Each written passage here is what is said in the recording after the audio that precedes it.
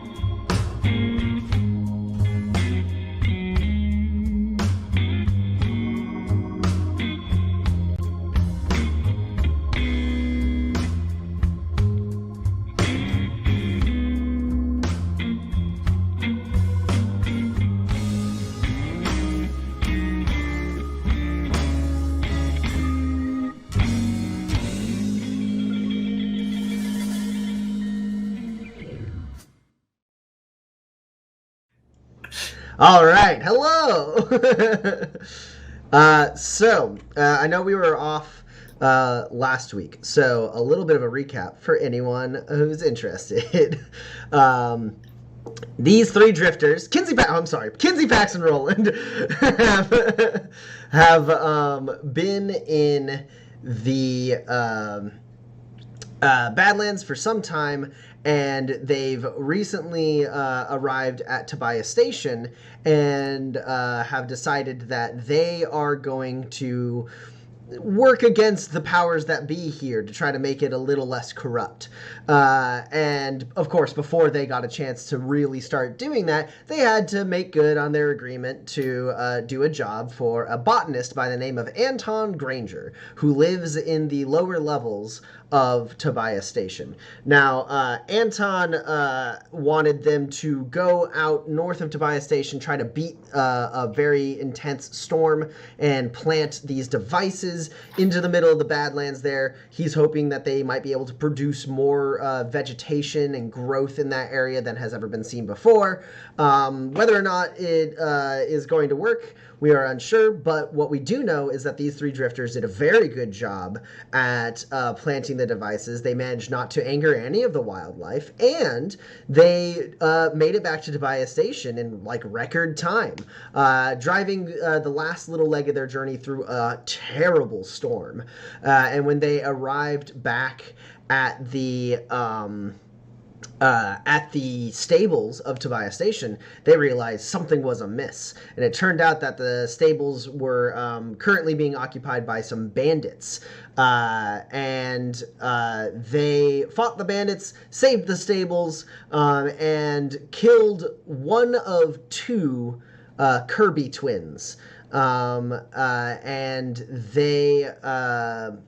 I believe, Orville is still alive. They killed Rhett Kirby. Orville is still alive. They convinced Orville to surrender. And they loaded Rhett's dead body and the unconscious body of one of the remaining gang onto Umbra, the jackalope, and headed on in to Tobias Station in the very early hours of the morning, blasting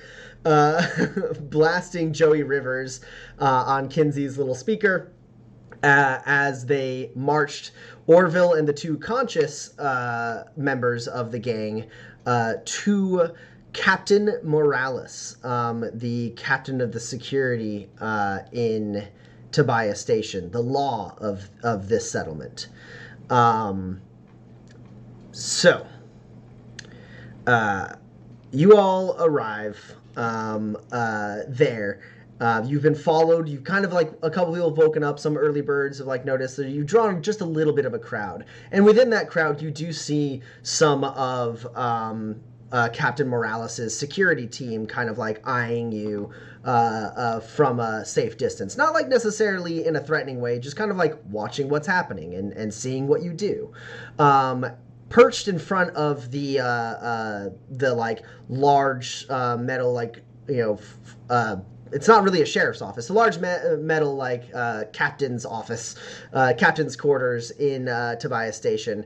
There are two more security guards who seem to be waiting for you, and then the door swings open, and you see Captain Morales leaning calmly against the frame of the door leading into her office.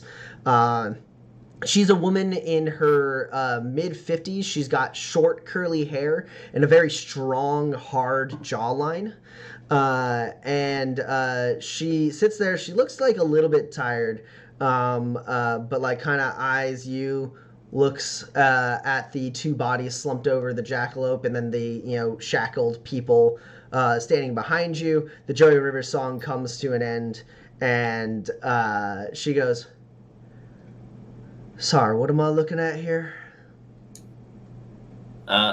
This is, these are the Dunning Creek Bandits. They were in the middle of holding up the stables. We were just trying to park, so we sorted it out. I'm sorry, I don't recognize your face. That's fine. We're sort of new in town. My name's Roland. This is Ken. I work up at Kilburn Courier Service. That's right. In my recap, I did forget to mention that Pax spirited away as she can't be seen dealing with the law as she's trying to ingratiate herself to the criminal underworld here.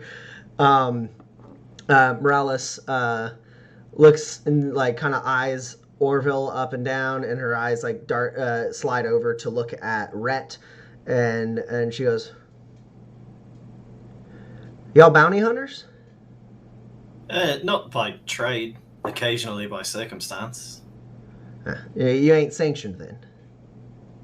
No. Alright, I'll make this easy. You go ahead and release these three into my custody. Leave, is that one's breathing still? He's alive, yeah? Yeah, he's still alive. Him and Rhett, you go ahead and lay them out over there. And I'll give you 6 spurs for your trouble, and I'll deal with all the necessary arrangements to get them to justice. Kinsey starts to throw him over his shoulder. What?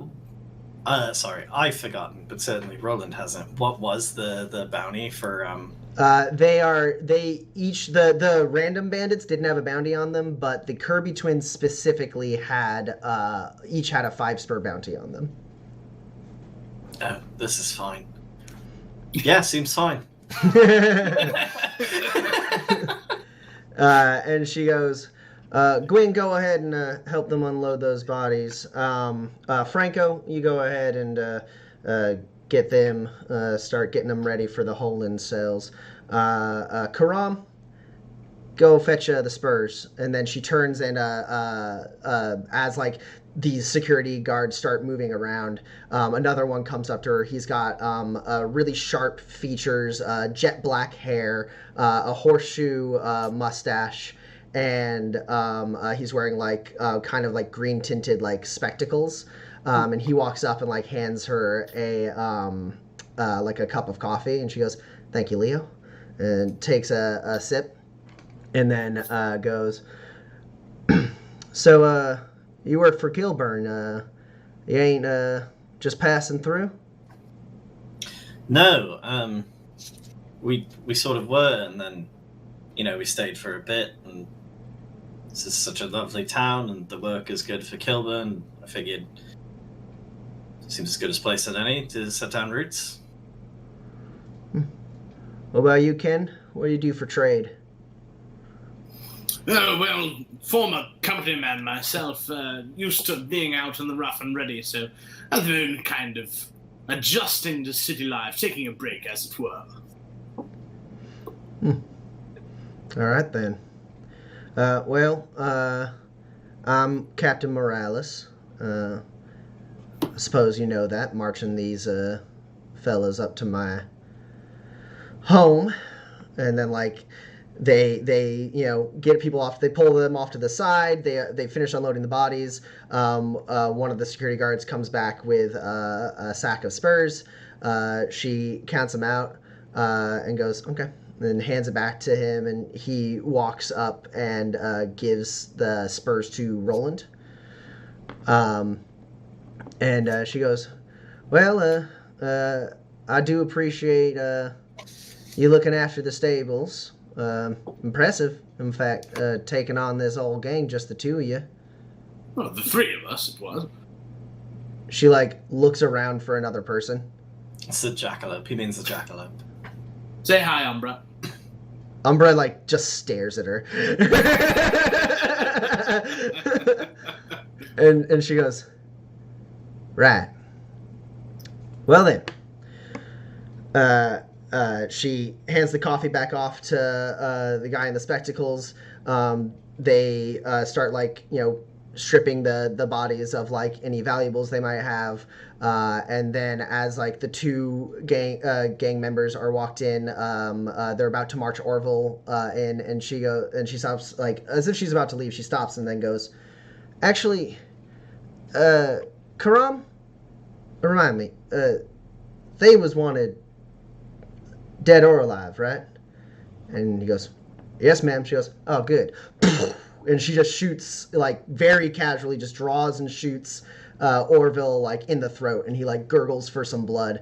And she, very swiftly, in the blink of an eye, slides her piece back into its holster. And then grabs her coffee again and moves inside and says, someone clean all this up. And the door. I would like to use empathetic. Sure. I want to know if that was a power move because we're here, or if it was just just another day in Tobias Station. Sure, yeah. Yeah, go ahead. I need to know if she rightly feels threatened by us.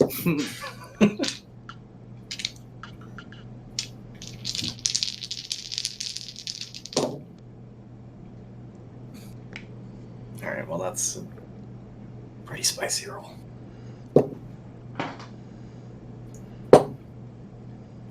That's 4 hits. All right. Yeah, you are correct. She probably wouldn't have shot Orville. At least if she was gonna kill Orville, she might not have done it in that kind of public way in front of all these people, in front of you. But you definitely get the sense that as soon as she realized both of you were going to be staying in the station, and you presumably are claiming to be capable of taking out the Dunning Creek gang with just the two of you and a jackalope, she felt she was like, okay, well, let me just go ahead and let them know how things work here. If I want you dead, you're dead. And so she shot them down. However, while she does have a little bit of suspicion to you, you get the feeling this is kind of, she's not overly threatened. You get the sense that she's dealing with you with a cookie cutter mild suspicion approach by her standards. She shoots a guy in holding every time somebody new comes to town. You get the feeling that she's seen many strong individuals come into Tobias Station, and she's been able to she feels like she's been able to housebreak all of them. So this is just step one in letting you guys know how things work around here and that she's in charge. Great. Thanks. And then, yeah, the door shuts. One more thing. You got 4 hits. The other thing is that Leo guy, you think it might be her second in command.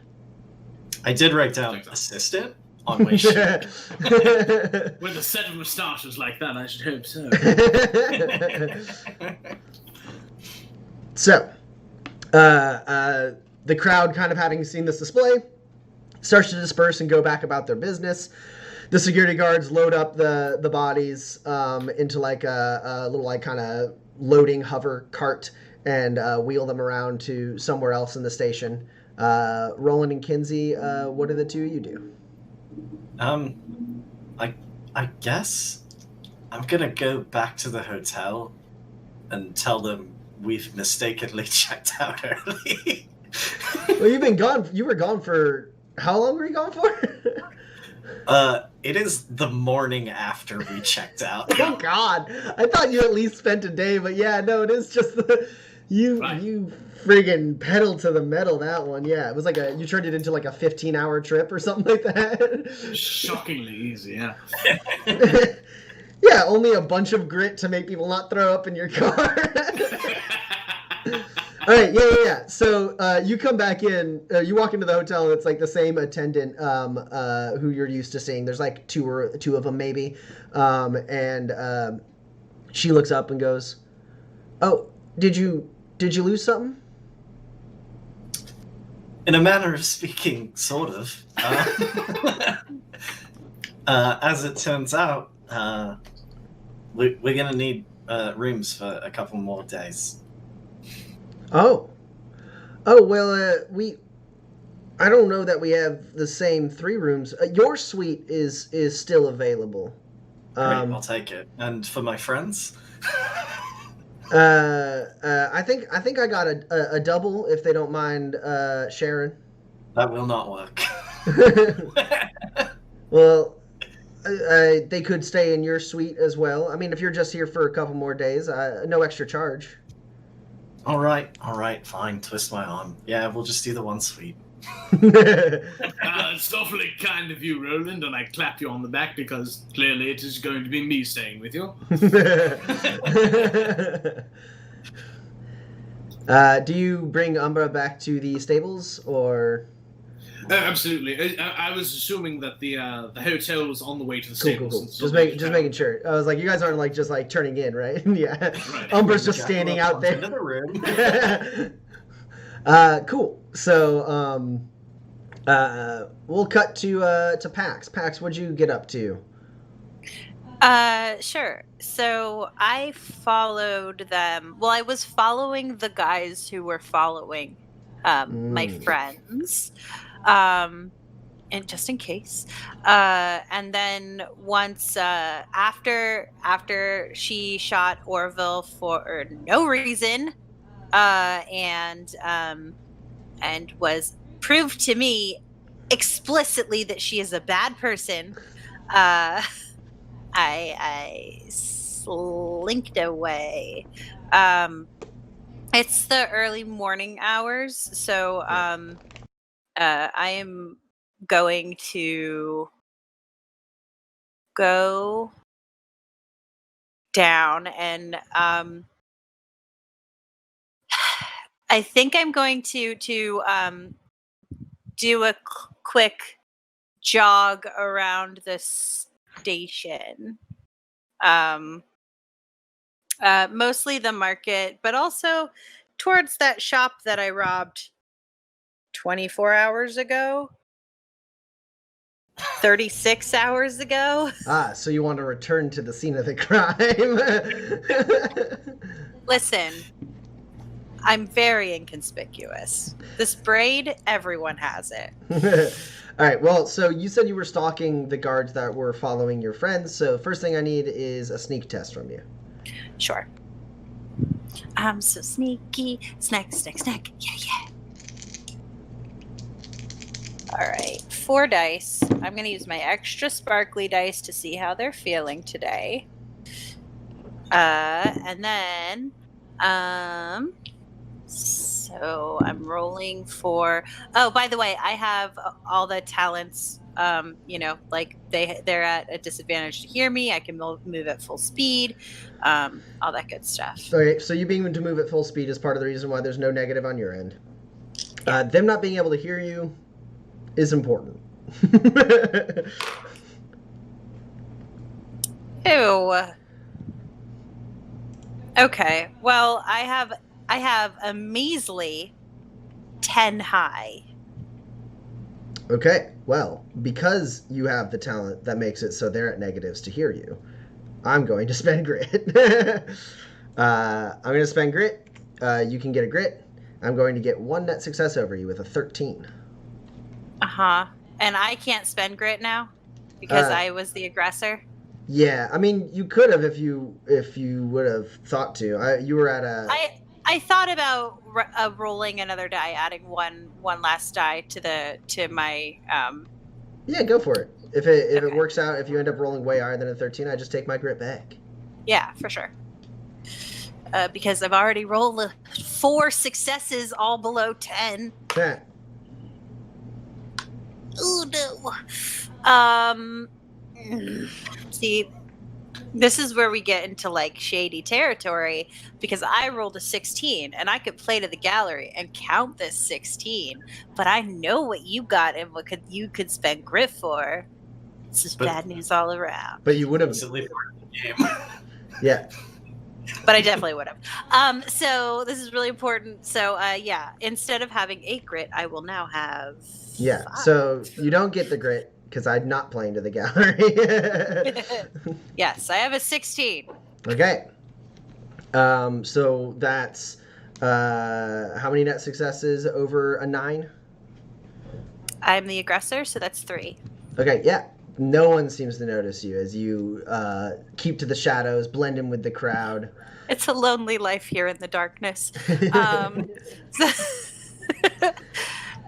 Yeah, cool. Do they do anything that like piques my interest before I go off on my own little solo adventure? What, the guards? Yeah. Nothing in particular. They kind of seem to go back to whatever assignment they were on before some people marched dead bodies through town. Sure.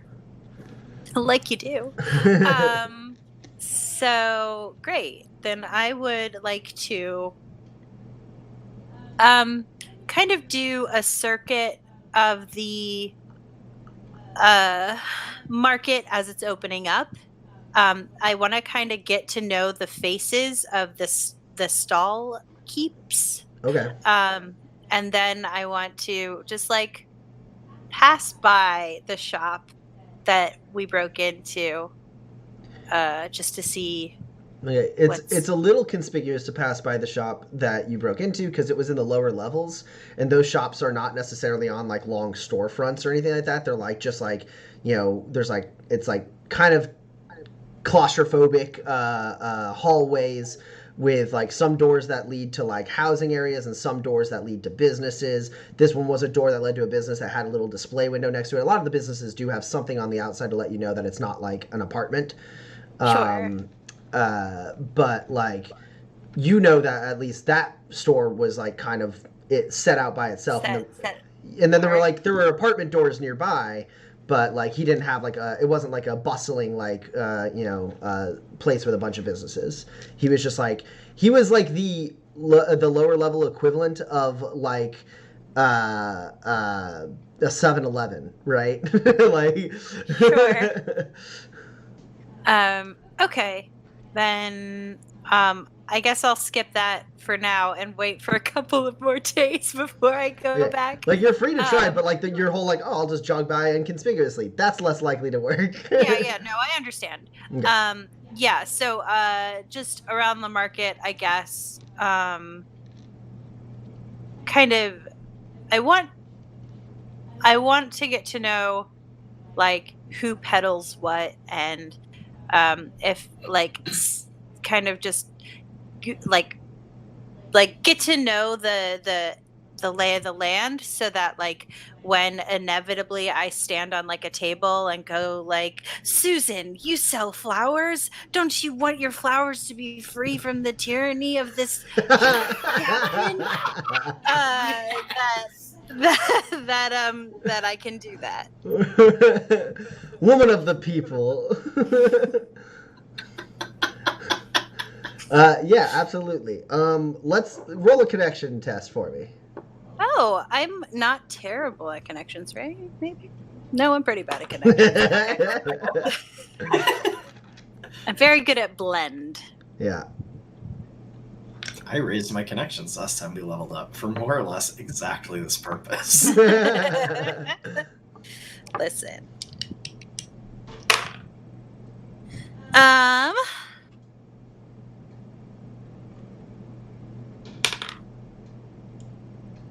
So that's 2 successes. I have a 7 high. Okay. It's unopposed in this instance. Okay.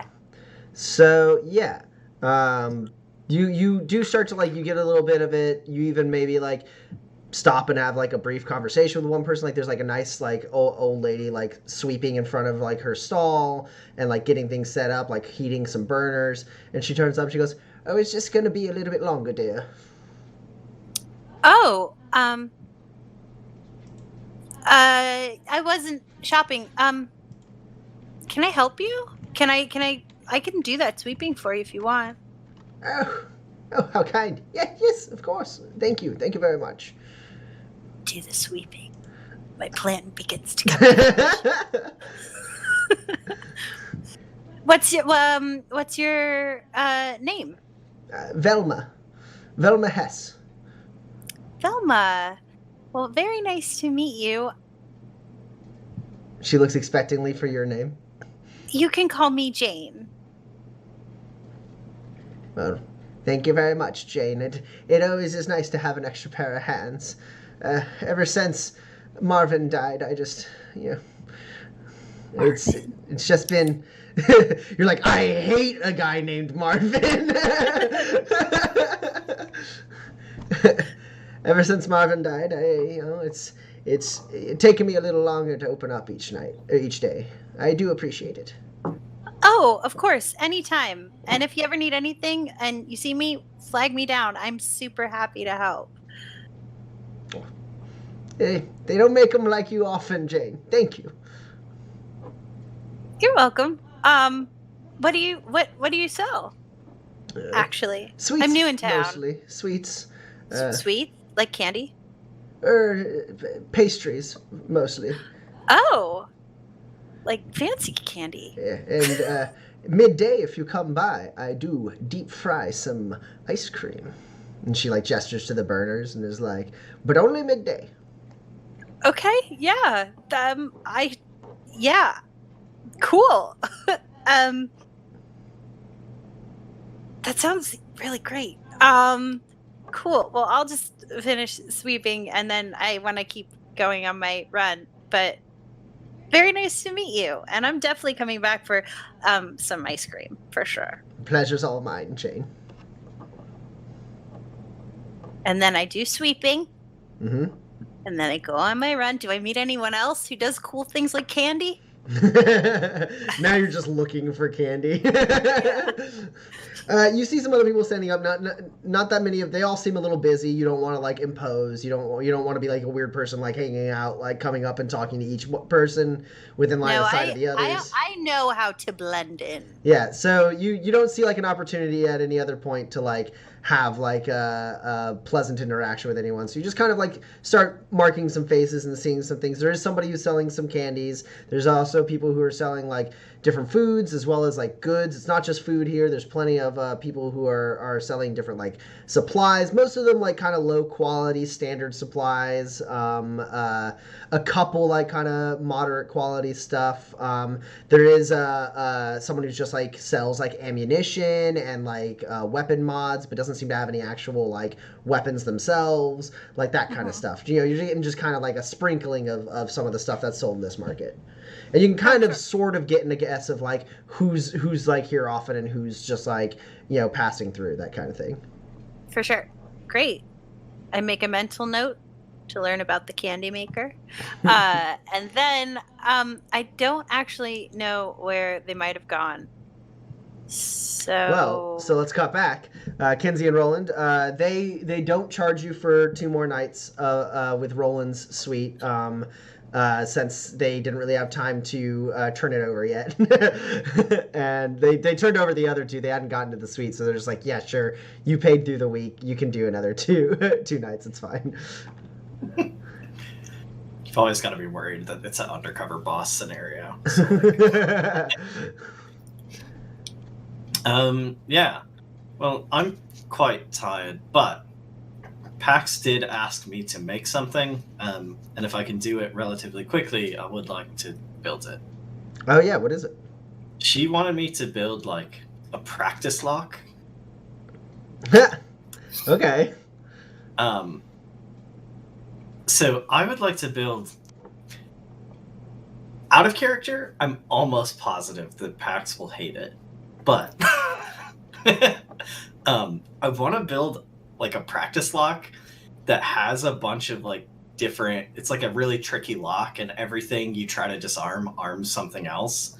And the actual real solution to it is to just like take the pick, turn it in, put it in, and like turn it to the right.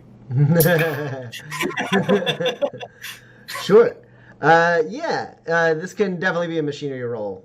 If you want it to be for picking a lock, yeah, it's going to be machinery. Cool. Does Gadgeteer apply to this? Yes. Dope. This feels like you're inventing a specialty item of sorts. That's correct. Hey. There we go. 4 hits. Okay. What is your highest? Not very high. It's a 10. Okay, cool. So Pax will be at a -4 and will have to beat a 10. Great. I don't think it's for Pax.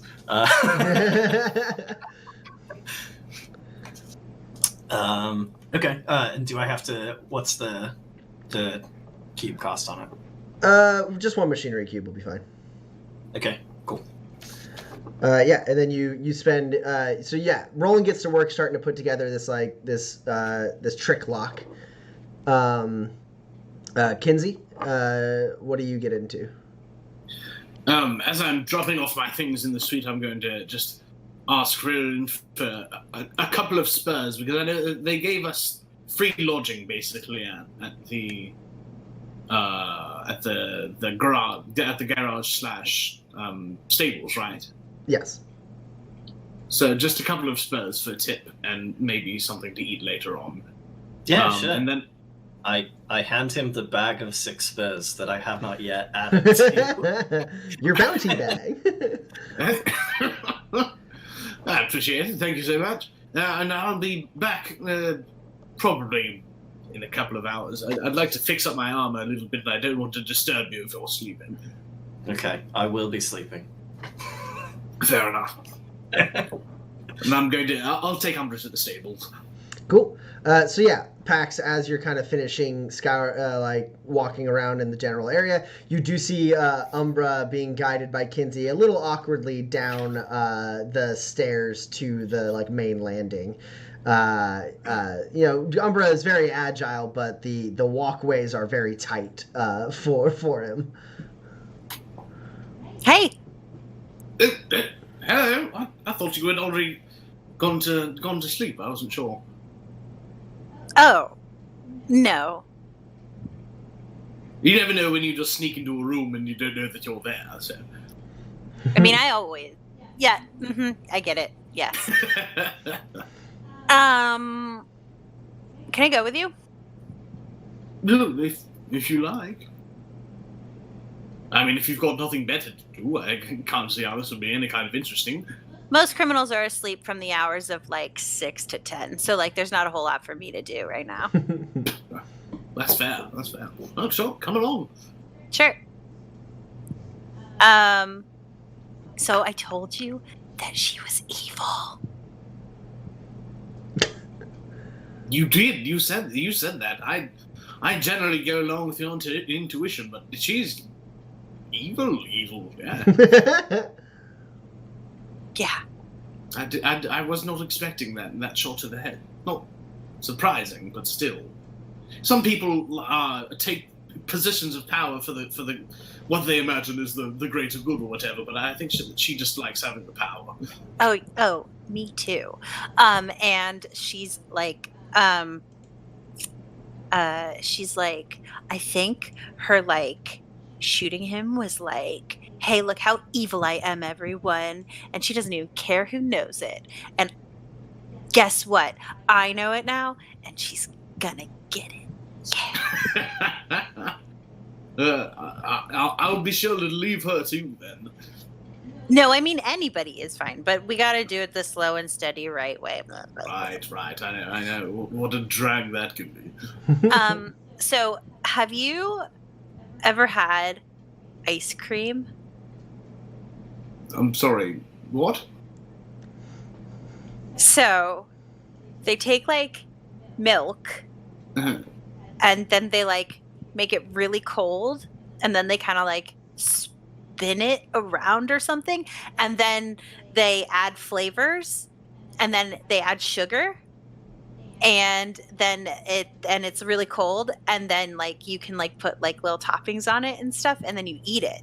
And I found a lady who fries ice cream. I don't even know how you do that, and what sort it's of only mad at wizardry? I don't. and, No, it, I and don't- you I don't only believe do it at midday. Apparently, it's like only at midday that it works. So, do you like want to like get ice cream at midday?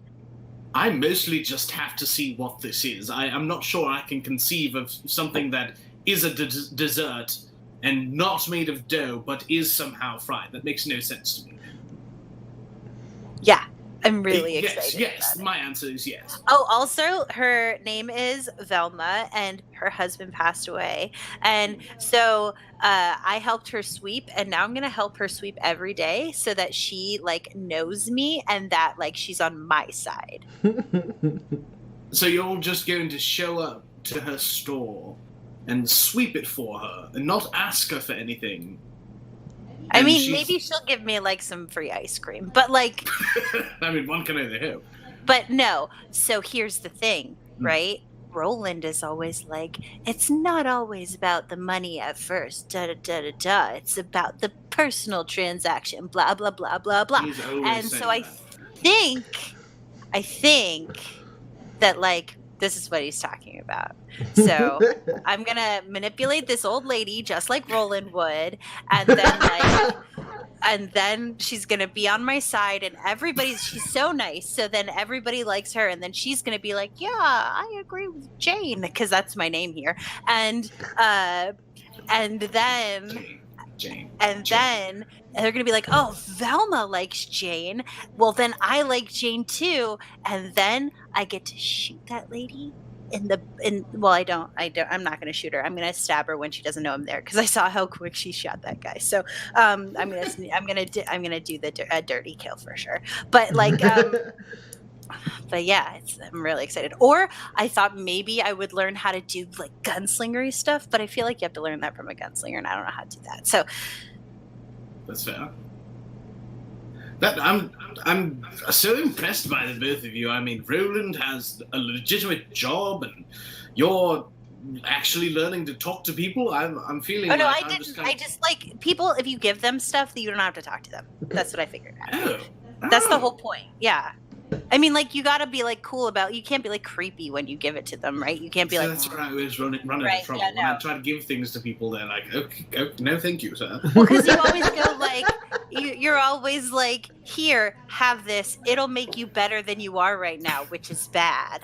And like, fair. that makes me feel bad. Generally, That's never what Like, I mean. when I you mean gave it'll me- help, you know? Yeah, but when you gave me Kinsey, you were like, hey, I thought this might help you because you're not very good at, like shooting the like bows and stuff, but Right. this will make you better. And I was like, well, thank you for Kinsey. It's awesome, Kinsey. But then like you were like, then you were like, but you're bad right now. And then I got mad at you and I maybe hit you in the back of the head. But whatever. That was a Don't long remember time that. ago. Oh, do you not? That's weird.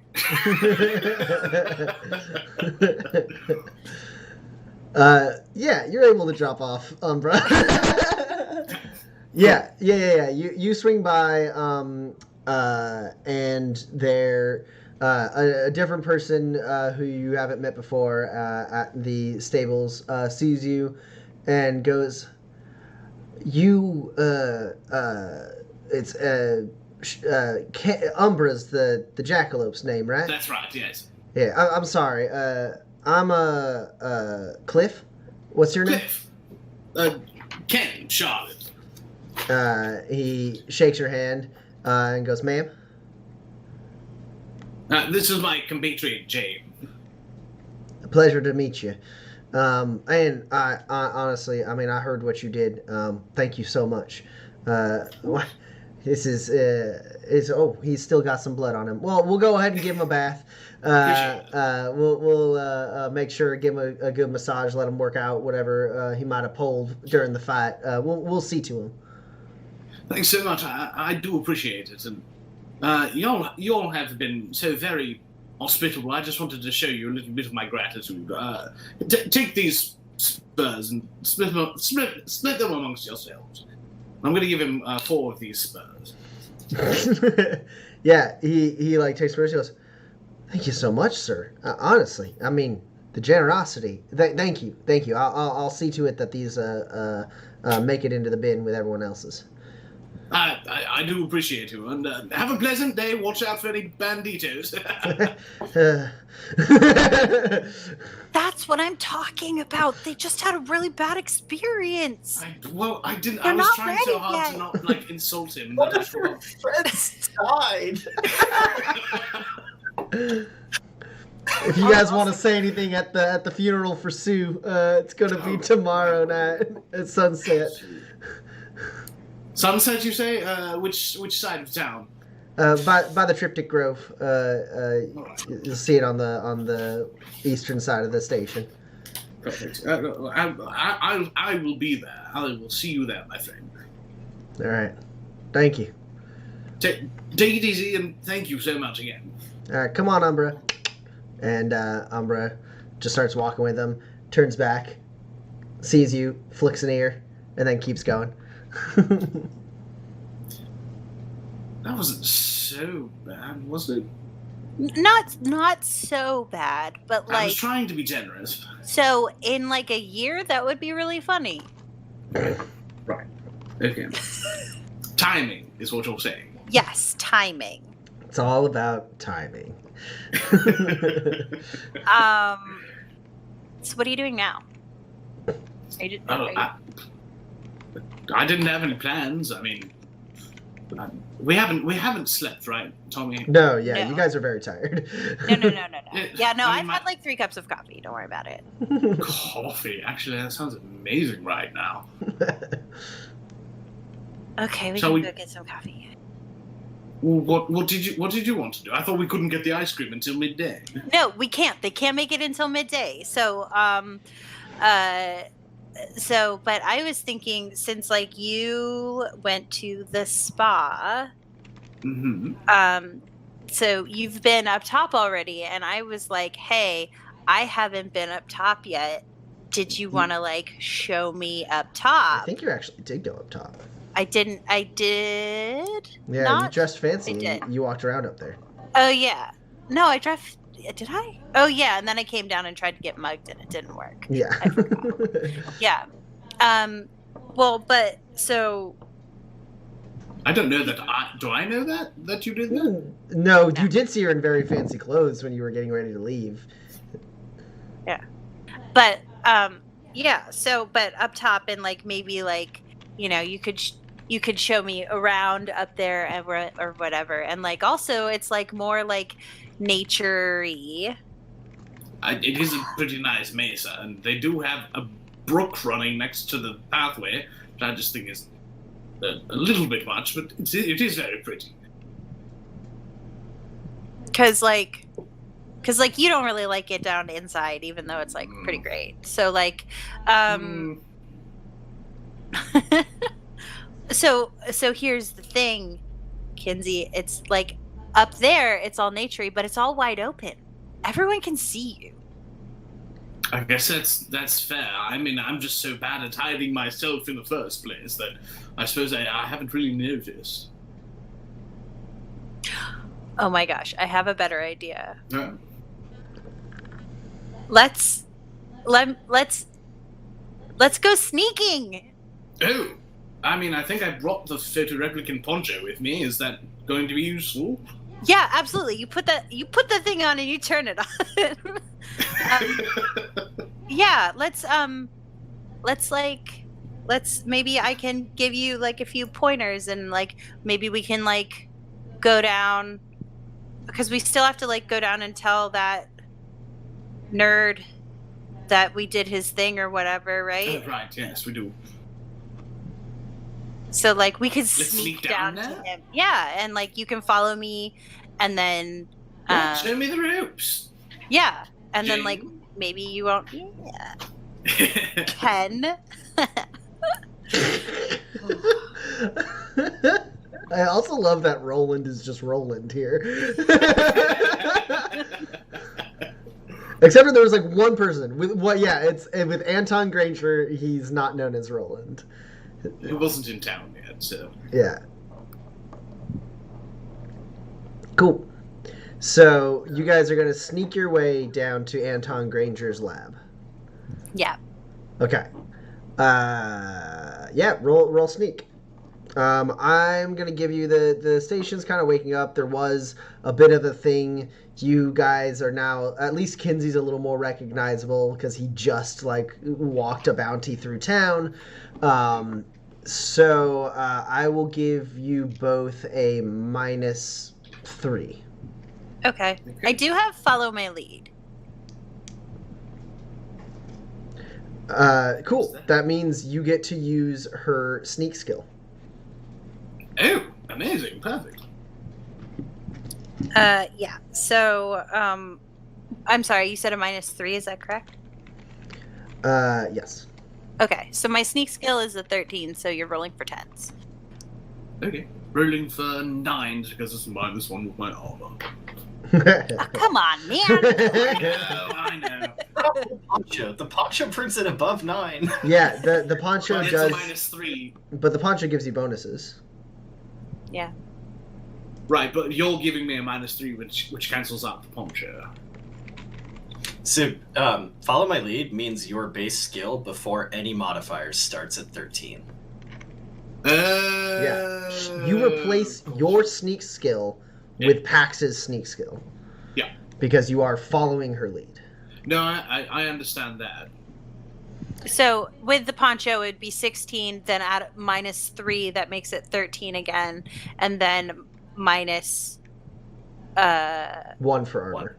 1 for armor. So I'm at 12 then? Yep. Okay, that's great. That's perfect.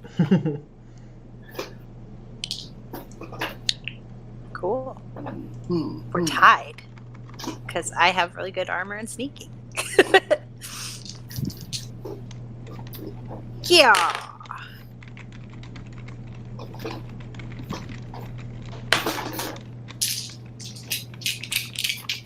Maybe Kinsey will beat me. We'll see.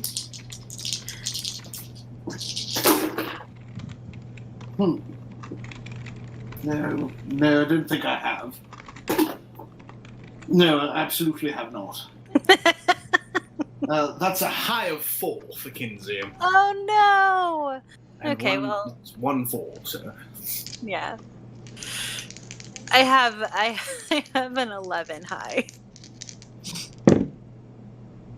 I'm trying. Well, my 6 beats your 4.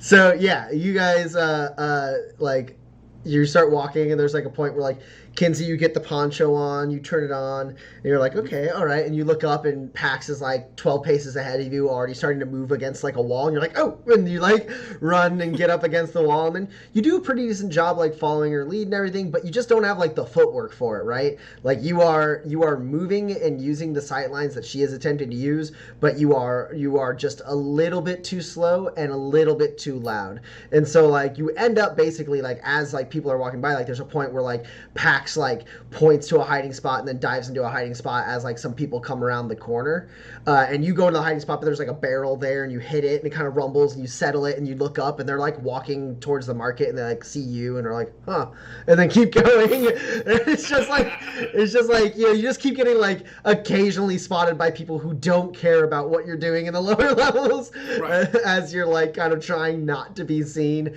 Pax continues to be good and like not be noticed, and you just like every once in a while some people just happen to spot you, and you see them spot you, but they don't seem to care because they're like walking around in the lower levels. You might get a snicker from one person, but that's it. Just so much garbage in the streets, and I keep kicking cans. Yeah, definitely. It's like a point where you like push up against like an air vent in the lower levels, and it kicks on, and like a bunch of like grime and dust like gets in your face. You're like, and you just, like, and you like wipe it clean. And you look up, and you see like 3 people like watching you. Hello, good morning. Morning. They go on. Yeah, and eventually you two do make it to Mr. Granger's or Professor Granger's lab. In we go. Watch out for that. Oh, I guess he moved it. Yeah, he moved the snake vine. The snake vine's not there anymore. It's almost as if it was just giving you XP every time you visit it. So Professor Granger, you in here? cling, cling, cling, cling. Must be back now. Hello? Who's there? And you come around the corner, and like he's holding a big like shotgun, and he's like pushing back the hammer, and he's like, who is that? We surrender. Oh, my good lad. And he slowly puts the hammer back down, and then goes, well, you should know better than to march into a man's laboratory. A lesson I have not learned yet, I suppose. Yes, of course. Oh, you brought a new friend. Yes, this is my counterpart, Jane. How do you do, Jane? Hi. I recall you from the Axe Handle Hounds. Yeah, you're in a spot there. Yes, I do appreciate your assist. I didn't do it. Ah, but the incentive was what mattered. Do you... Kinsey? Ken? That Ken, yes, you must be referring to me. It's my pet name for him. Did you need something before you left? Actually returning on the way back. Oh, good. I was starting to get worried. I thought, the storm had already hit, and maybe you didn't leave the station in time, and I was going to be very, very sad to hear that we missed such a heavy rainfall. Luckily, we've got one hell of a driver. Yes. Was the round trip in what, 15 hours? Yes, I would say about so, yes. Mm. That Yes, well, is astounding. Was that your friend Jordan? Yes, Jordan, right? Yes, Jordan, yes. We all use pet names within our group. I call him Poopsie. How quaint.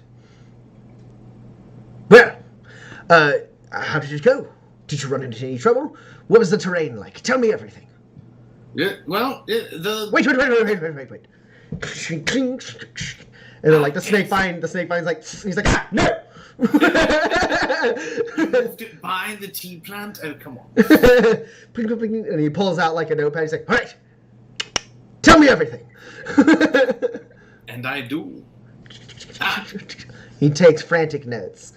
And that last one, why did you even have me go there in the first place? Just rocks and debris, and I was absolutely certain that we were going to get caught by an Green. I was certain of it. Haha! But you are not. And think how spectacular it will be if that area, in 2 years' time, becomes a luscious grove.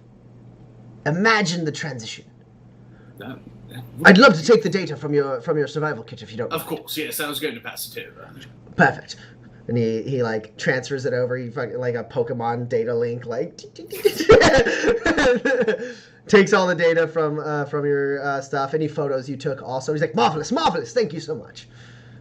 But of course, it was actually a pretty fun job, I think. Fantastic. So I believe we agreed on 20 more spurs. Oh yes, the money. Yes, of course. Yes, please. And he goes somewhere else, opens up a lockbox, pulls out a key, opens it up, counts out 20 more spurs, and slides them across the table to you. He goes, "Oh, how rude of me. Would you like some tea?" Please, and actually, I did want to ask you.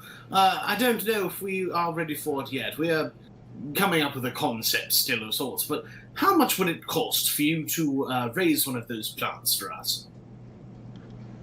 Yeah. Well, these conditions are quite harsh for these plants. It takes a considerable amount of work to keep them healthy. But I do have some seeds, and with the proper cultivation, I mean, it will take some time. Do you need me to accelerate its growth? I think the plan is to open fairly soon, so it would be best, I think. All right, then. We'd say about 8 spurs. And I could get it to an adolescent form at that point. If you would like me to continue care beyond that, it may cost you some sort of renter's fee or something along those lines. But we can sort out those details once you are satisfied with the product. Well, but of course, why don't I go ahead and just take these 12 spurs and we discuss how to raise the plants in the first place. Would you give me the seeds, or are you going to? You're going to. I would need the lab to. Yes, I mean, you seem like a very capable man, but if you'd like, I could sell you the seeds, and you could take care of it yourself. But the initial inquiry implied that I would be the one who would raise the plant at the beginning, and then potentially pass it on to you once it is in a more stable form. That would be preferable, yes. As long as the upkeep is not quite as difficult as the raising, I think that transaction does. Well, that depends on the man. To me, I would say it is quite simple, but to gentlemen wandering through the station, who knows? It would be dead by sundown. Yeah, especially with my brown thumb.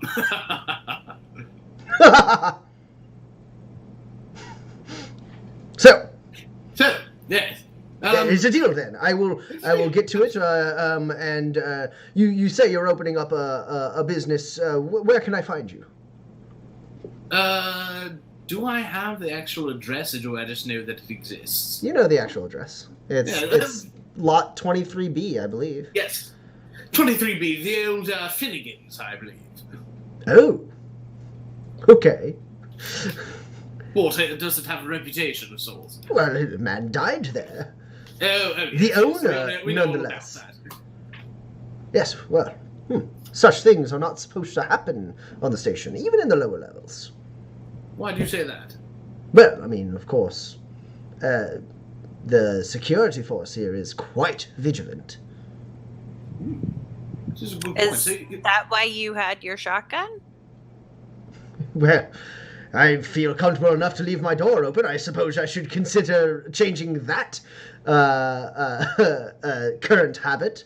But no, I mean, to have a gun.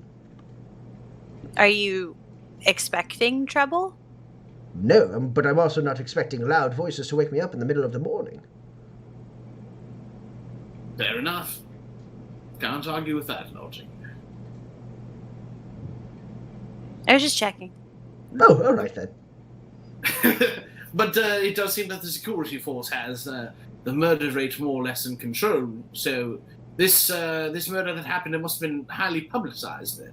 Oh, I wouldn't say that. It is in the lower levels, after all. Most people don't care what happens down here, but the security force does tend to keep the peace nonetheless. For the most part, you get assault, battery, robbery, of course, but murder is more often than not punished swiftly. But it was close to a fair fight. He was a bit goaded into it, from what I understand, and the perpetrator was allowed to leave the station relatively soon after. Interesting.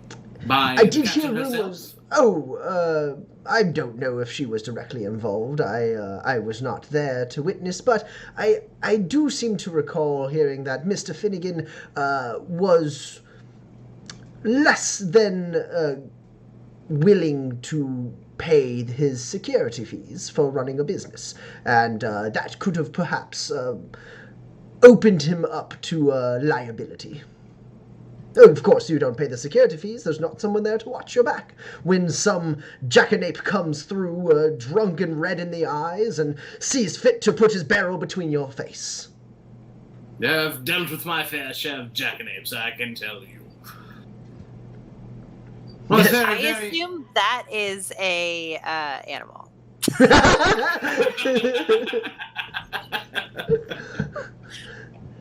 Interesting, very, very interesting. Well, perhaps there's more that can be done for this area, if you catch my drift. I don't know that I do. That's fair. I didn't really present it in a way that made much sense. Needless to say, perhaps injustice shall not always have a foothold here in Tobias Station. Yeah, I mean, injustice, I don't know that I'd call it that. An unfortunate incident. But the fight started clean, from my understanding, and then the man drew on him and took him out, and Gunter Finnegan always did have a bit of a temper. I never did like his bar very much, but your bar I would be happy to visit at some point, should I find occasion. Oh, well, we shall keep a bar stool open just for you, my friend. Ah, jolly good. So when can we expect the plant to reach adolescence? Oh, hopefully by the end of the month. And what do you call it, by the way? Oh, it's a Drosera. There are plenty of names for it, but it is the type of plant is a Drosera. Drosera. Excellent. Well, very excited. Thanks very much, and I suppose I finished the tea that he has probably brought us, and I will see you before the end of the month then, my friend. Yes, I'll come by your bar when the plant is ready. Excellent. Please sleep well for the rest of the morning. Sorry to wake you. No, of course. Now I'm awake now. I might as well get to work. These luscious plants can't take care of themselves. Yes, and some of them... What's that? He pulls out like a little spray bottle. Like, well done. Well, we shall see you then. And let's get out of this storm before I put my foot in my mouth any further. Pleasure again to formally meet you, Shane. Yep, you too. Lock your door, I guess. Yes, of course. Right behind you. You shut the door. It's like. What did you just spend 8 spurs on? Oh, it's this wonderful little plant. It's it makes tea just by itself, it's almost like a sap or something, but it's jolly delicious. Okay. Why do we need that for a bar? You know, for a healthy morning drink. And we'll be the only bar that has it, I can tell you. Instead of whiskey? Actually, putting whiskey in it might be... that's not a bad idea. Like a Drosera toddy, we can call it. What? Okay. Kinsey, I like your spirit.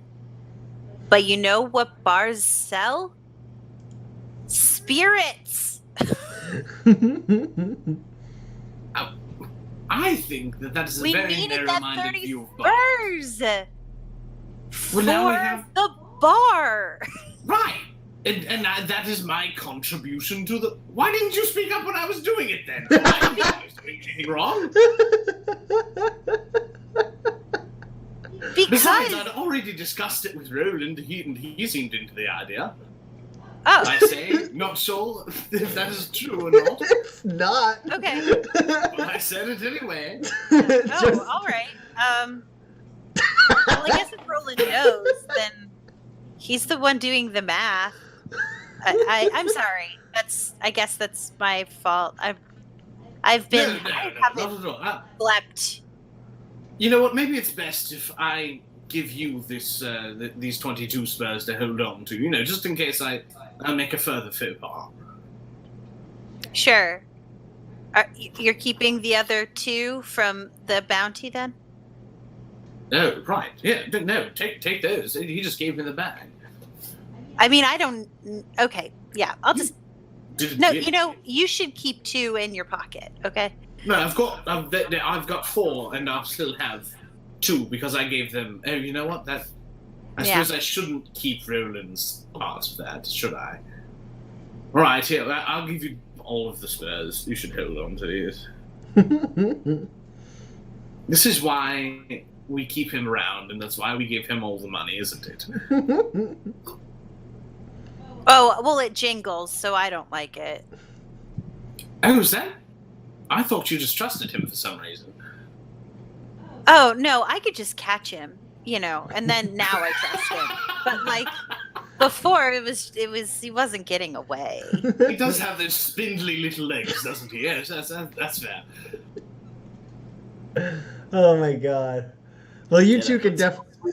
I let everyone stay in it. It's fine. It's not meant for 3, but we can all stay there. That's okay.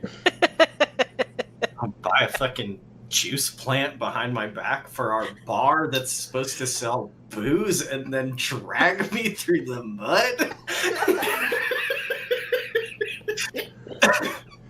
I'm gonna come back. I'm gonna have a gift for you. God. Yeah, all of you can have a grit. Just because the situation is fantastic. All right, so Kinsey and Pax, you return to the hotel suite. Yeah, I require Kinsey to tell me that we're staying at the hotel, so yes. Right. Cool. So you guys return. Roland, you're done with the lock. Probably maybe getting ready for bed at this point. Like your schedule is clear now, and you can rest.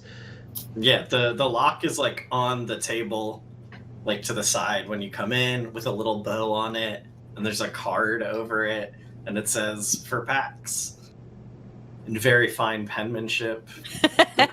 Is very nice. It's clear time and care was spent on it.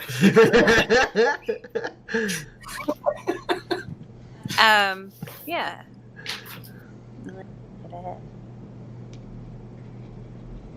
Aw. This is really nice. Oh, he's sleeping. Kinsey, look at this. This is really nice. What is it?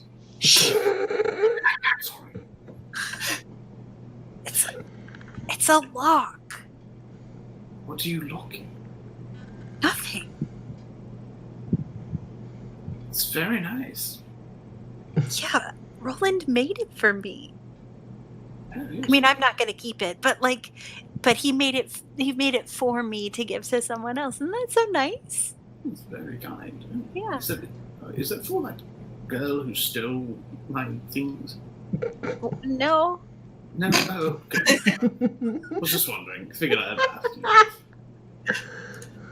you. No.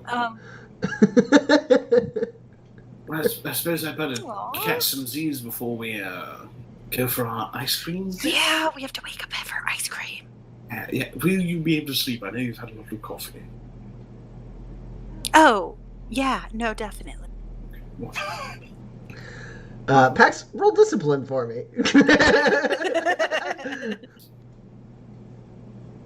Can I roll negate instead? No.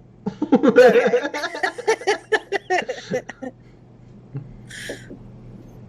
right.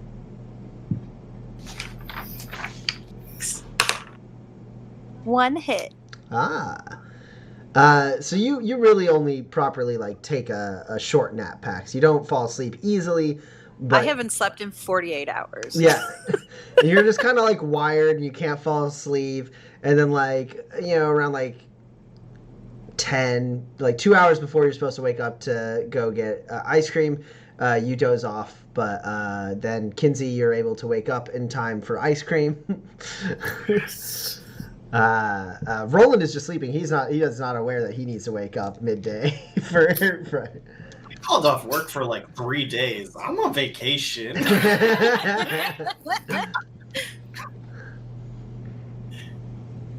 Haven't you only been working there like a week? I'm a very good employee. He's a contractor. Fair. All the same, quite good. Yeah. Yeah. I guess I have to go wake Pax up. Yeah, Pax, you're sleeping light enough at this point. It's very groggy. You just started falling asleep, but you wake up. Kinsey is... Yeah! No, The knife sorry. in my hand. Just coming to get you for the. I don't know where the ice cream place is. So. Oh! Yeah. Yeah. Yeah, no, that's, yeah, you should, okay. I'm awake. All right. Yeah. We should wake up Roland. You think? Yeah, you should wake up Roland. Oh, yeah, absolutely. I'll go get him.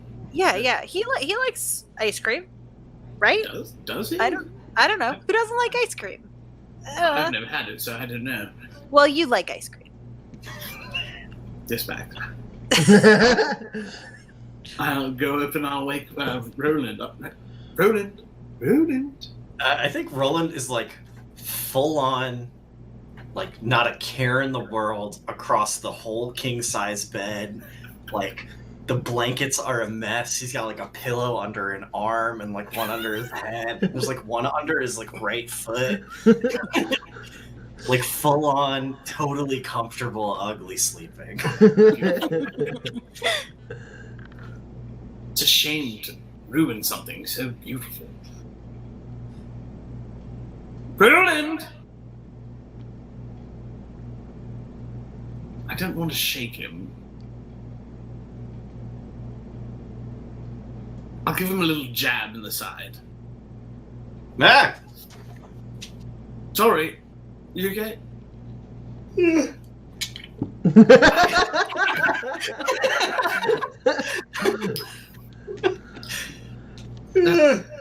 What time is it? It's, just before midday. Okay, lunchtime. Pax wanted me to see if you wanted to go get some fried We're ice. gonna be late for ice cream. Sorry, Is he awake yet? he's awake. Okay. Hold on. Did she say fried ice cream? I know. I don't know what it is either. Leave, I have to change. Yeah. Roland, you're able to get into your appropriate ice cream eating attire. And then all of you approach. The station has even just in the time between where you were, like when you were out and about and now, like the station has just like exploded with activity. Back to what you've seen before, just like slammed, super tight crowds, people like kind of bustling around each other through this bazaar. And sure enough, Pax like leads the two of you all the way over, and you see this kind old woman standing on a stool, getting the fryer ready, and then she like climbs off the stool and she looks up. People are just like walking by, and someone like buys like a pastry, puts like money down. She like waves and says like, "You should stay for the ice. Just wait, you'll see." Oh, Jane. Hello. Oh, you brought friends. Hi. Yeah, these are my friends, Ken and Roland. Hi, I'm Roland. You must be Velma. This is Velma. Pleasure. You're just in time. And she goes over to a cabinet and opens it up, like a little like waft of like mist comes out as like the cooled air like hits the Badlands heat. And then she pulls out a little thing of ice cream and then sets it into like a cooling thing on the front of her like stand. And then she goes, "Fried ice cream! Get your fried ice cream! Fried ice cream here! Limited time, 30 minutes only! and like everyone's like fried ice, and like she was like kind of like empty, and now like it's like everyone's kind of like, oh, that sounds great, it's so hot, oh my gosh, and they like the crowd like moves in, and you guys are at the front of the line. You guys and that one random person who's just like, no, thank you, and then like walks off. I don't trust him. How many scoops each? 2, One. please. 1, 2, 3. 3. All right. 1 spur for the lot. I got it. Oh, but Sorry, I gave all my spurs to Pack. And you watch as she like scoops out like this beautiful looking ice cream, like just coils up in this like this large metal spoon. She coils it up, sets it up, and then grabs like some tongs and just like plops it in for like a second, and then pulls it out, and it's got like the fried like breading all around it, and she just like does that with all of them and puts them into like little bowls for you guys, and she goes, here you go. Thank you very much. She takes the spur and pockets it, and she's like, and for you, 12, we're dying over here.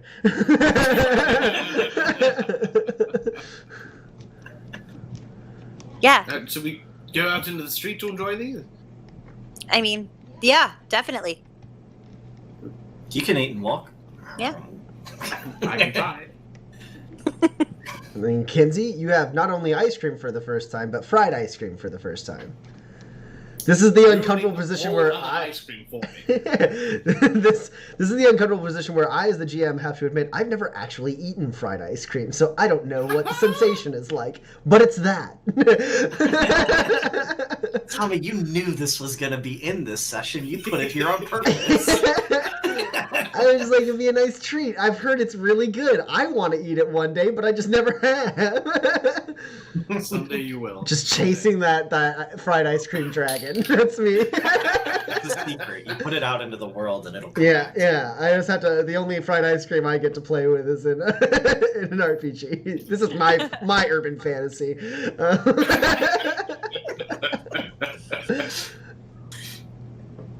Yeah, it's great. I assume, and awesome. And Kinsey, your mind is blown. It absolutely is. Yeah, Yes. it's like, first off, the ice cream alone, like very cold, sweet, delicious, extremely refreshing in this heat, and then like just having it be fried just makes it that much better. You assume, because this is amazing. I think I'm getting a little like bits of the breading in my beard, and it's kind of like dripping down. I'm not very neat at all. You were right. This is really good. Yeah, I told you liked it. I just, I don't usually have milk by itself. It just seems kind of, white. But it's very, very good. Well, I mean, there's like lots of sugar in it. And you know I like sugar.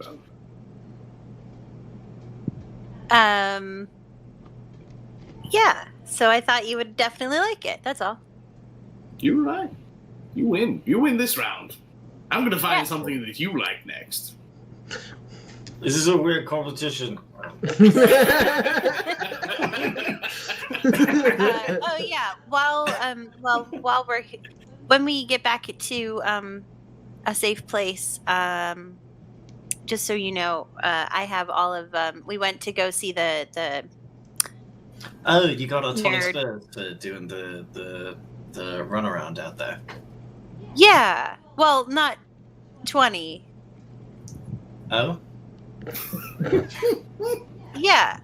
So Kinsey just decided to pay out of the for the tree or whatever, out of the money that the nerd was gonna give us. We bought a tree? Yeah, it's like a juice tree. You bought the juice tree? Wait, I thought you said that you I thought that I told him I was going to do this. Didn't I tell you I was going to buy the Drosera? No! No, you did not. Why did you buy a juice tree? I thought it might be nice for the bar. I mean, Maybe, I guess. So it'll be there when we open then. Well, before the end of the month.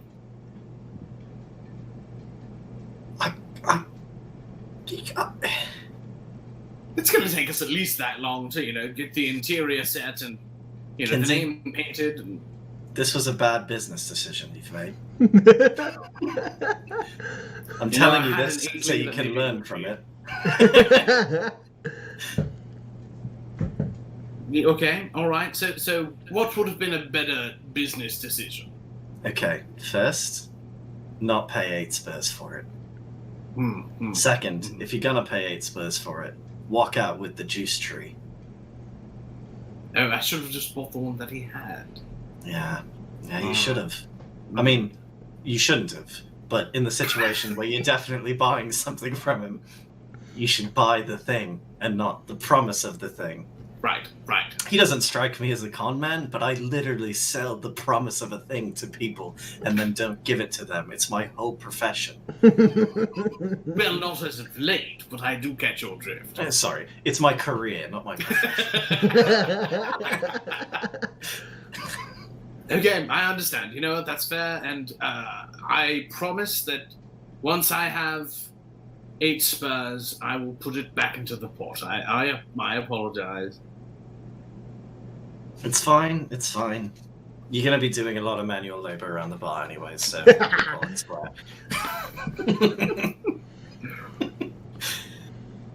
speaking of, I'm going to go finish putting a solar panel on an engine.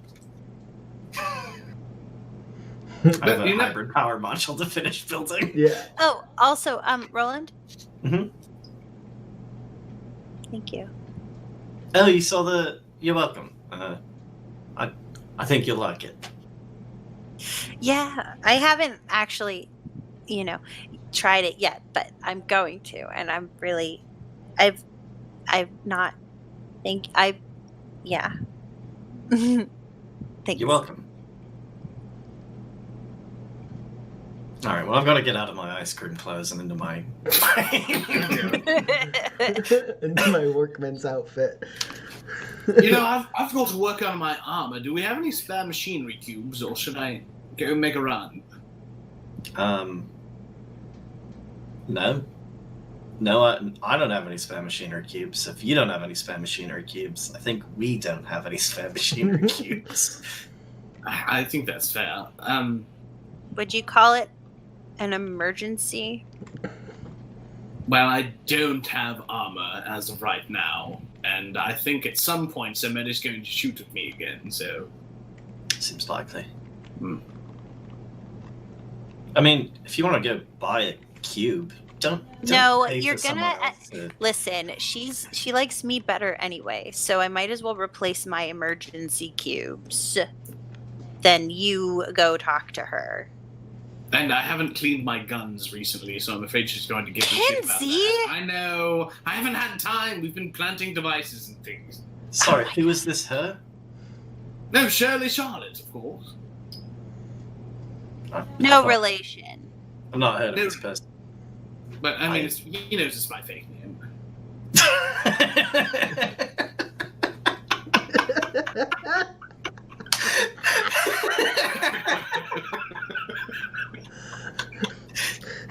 So take a grant. Oh my god. Yeah, you can all have another grade. Everything so far has been hilarious. I got all these notes and I didn't need them. Don't worry, we'll get to the A plot eventually. I just get to sit here and enjoy a show. Well, if you don't mind taking it up, I suppose, and I take off my jacket, which is my armor, and I'll give it to her. Oh yeah. Don't pay someone to fix your armor. Buy a cube. I can fix your armor. Yeah, that's what I was gonna say. Also, like... So Kinsey passes his armor to Pax. Pax passes his armor to Roland.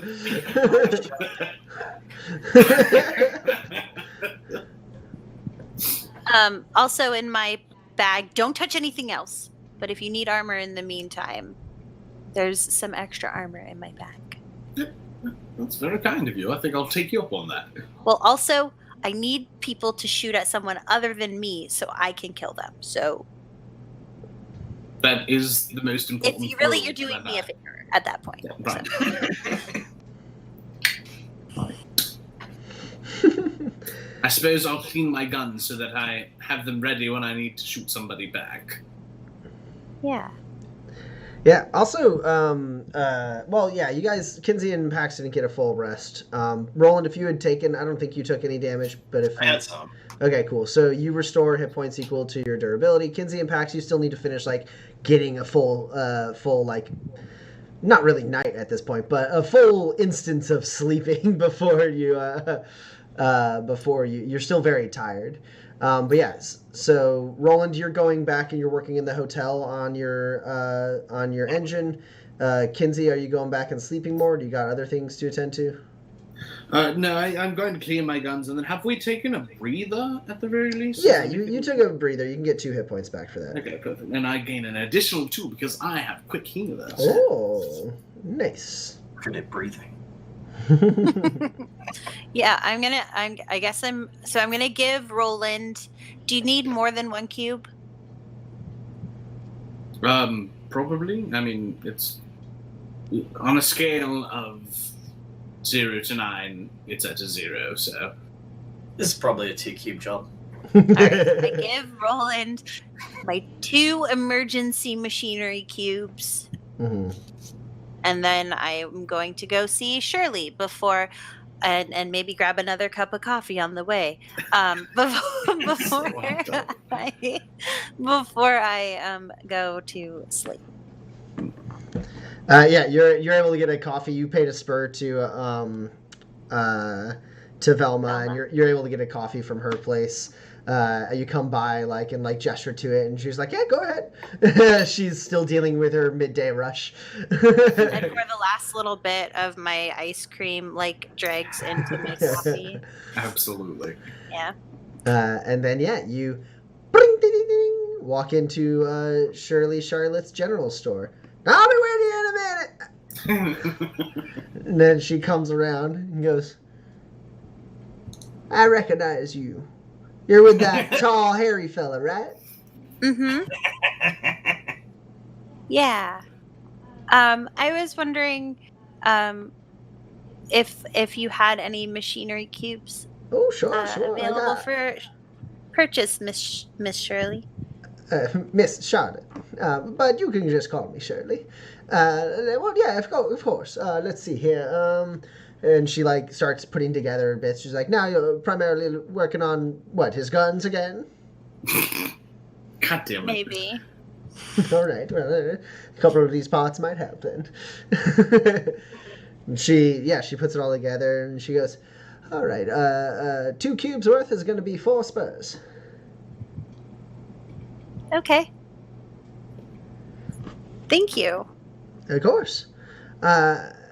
And how are you faring? I thought the lot of you were leaving, but I can't quite remember. I feel like maybe the tall hairy guy said something about staying around for a while longer. We have another friend, and he is working for the courier service as a mechanic. Well, you haven't been here very long. There's plenty of those, but no need to be more specific. It's your business. And so we're sticking around for a little while longer. And they're talking about settling and getting a bar. So we're at least here for a hot minute. Yeah. Man, good luck to you then. Do you need any help around here? Oh, I can't pay.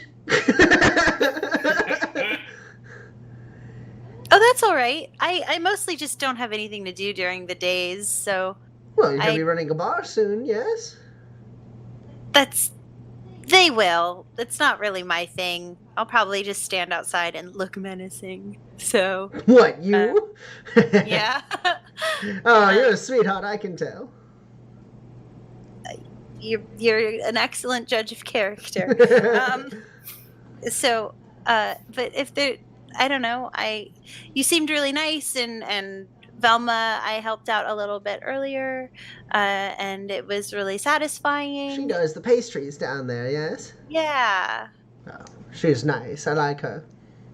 Yeah, and so I just, if you needed like sweeping or cleaning, or like, I'm not extremely good with the whole, machinery thing, but if you have like, any other work that maybe you could use a hand with, I'm happy to help. Like I said, I don't need pay. I am not interested in making someone work for no pay, but should you like to come by from time to time and reach something that's a little too high for me, or carry something that's a little too heavy for me in my old age, well, I wouldn't say no, but you should never feel under any obligation to come and help. If you come in for business, I will expect you are here for business, and if you come in to help, I will let you help in whatever way you see fit. You have no hours, you do not work for me, you are just a kind friend. Shirley. And your name? Jane. Jane. Pleasure to make a friendship with you.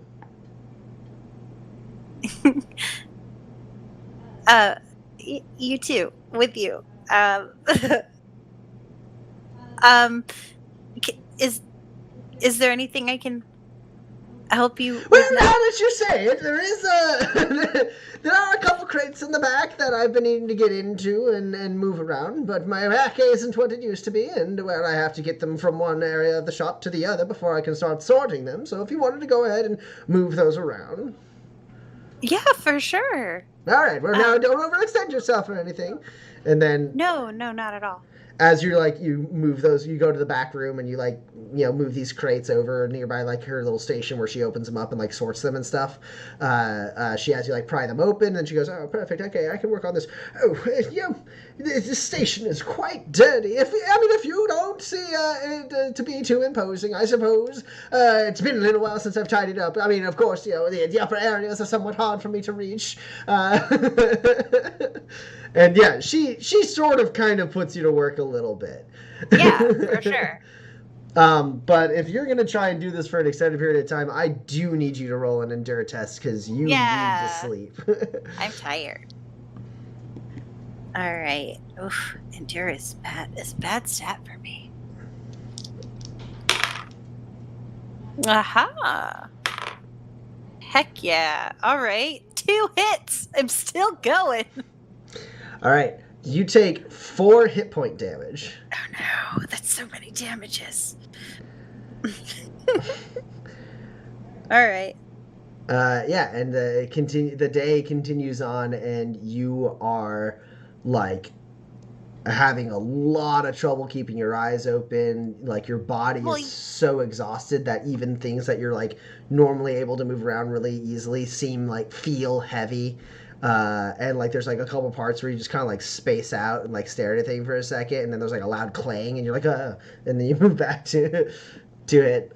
Yeah, you're beyond fading. Yeah. Shirley, I'm gonna head out, but thank you so much for your company. Yes, of course. Yeah. Have a nice day. Say hello to that handsome fellow you travel with. I will. I'll make sure he fixes his guns. Yes. Otherwise, he won't be able to come back in and spend more money.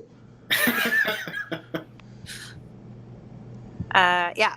And I go back, and you I walk store through the door. my... Bling, I'll be with you in a minute. It's just me. Bye. Okay. Have a nice day. Yeah. And I will go back to the hotel. And sleep. And sleep. Cool. I'll even put in your noise canceling earbuds. Yeah. So Kinsey and Pax are sleeping. Roland, you're working on your thing. Yeah, I think I'll start with the hybrid power module, and then to take a break from that whenever I need to just step away, I'll fix Kinsey's armor. Sure. Yeah, go ahead. The hybrid power is technology, right?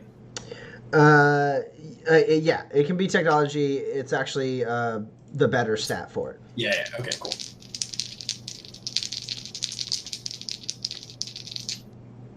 Does vehicle mechanic applies to this? Yep, because it is a vehicle mod. I do it. You finish it up? Yeah.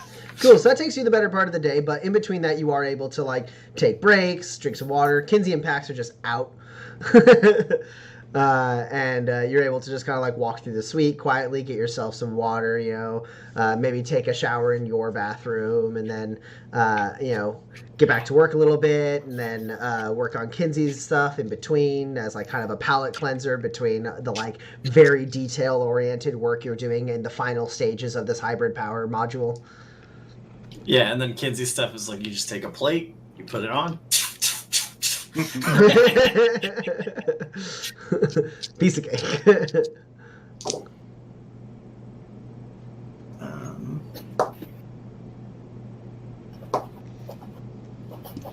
Remind me.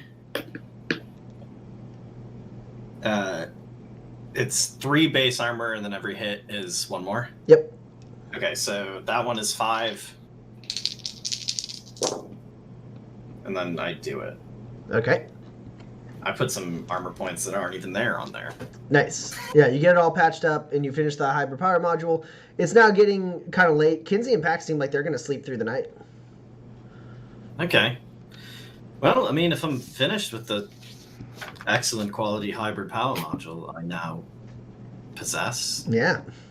I guess I'll just start building a grav stability harness with the materials that Kilburn just let me leave the station with.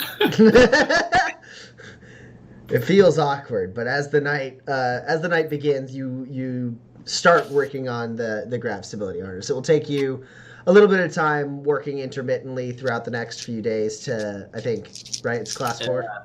It's each roll is a week. Yeah. So throughout the rest of this week, you'll be working intermittently, but yeah, let's roll for it. Oh man, I have a lot of grit. I might get it. I assume this one is technology.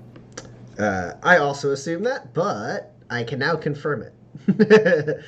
Well, that's one explain. You could roll machinery at a -2 if you want. That's easy.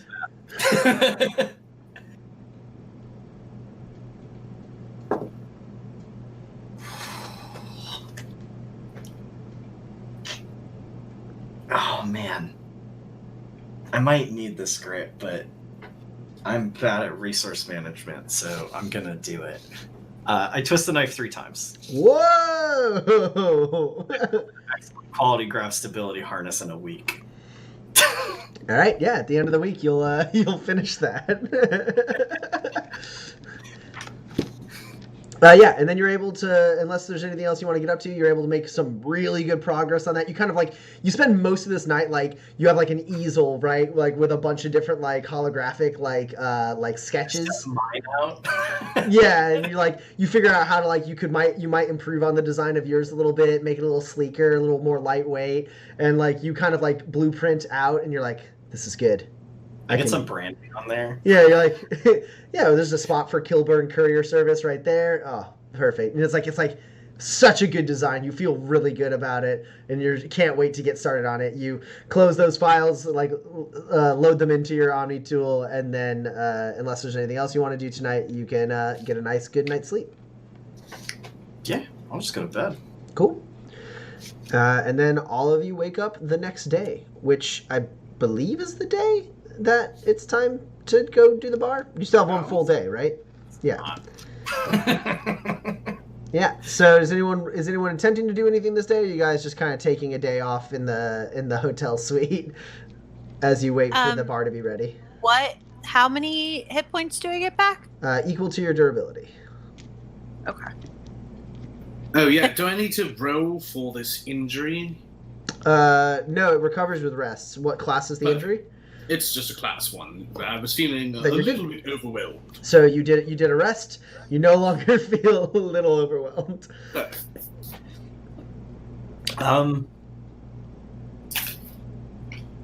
I've done so well on this graph stability harness. We're waiting on our bar.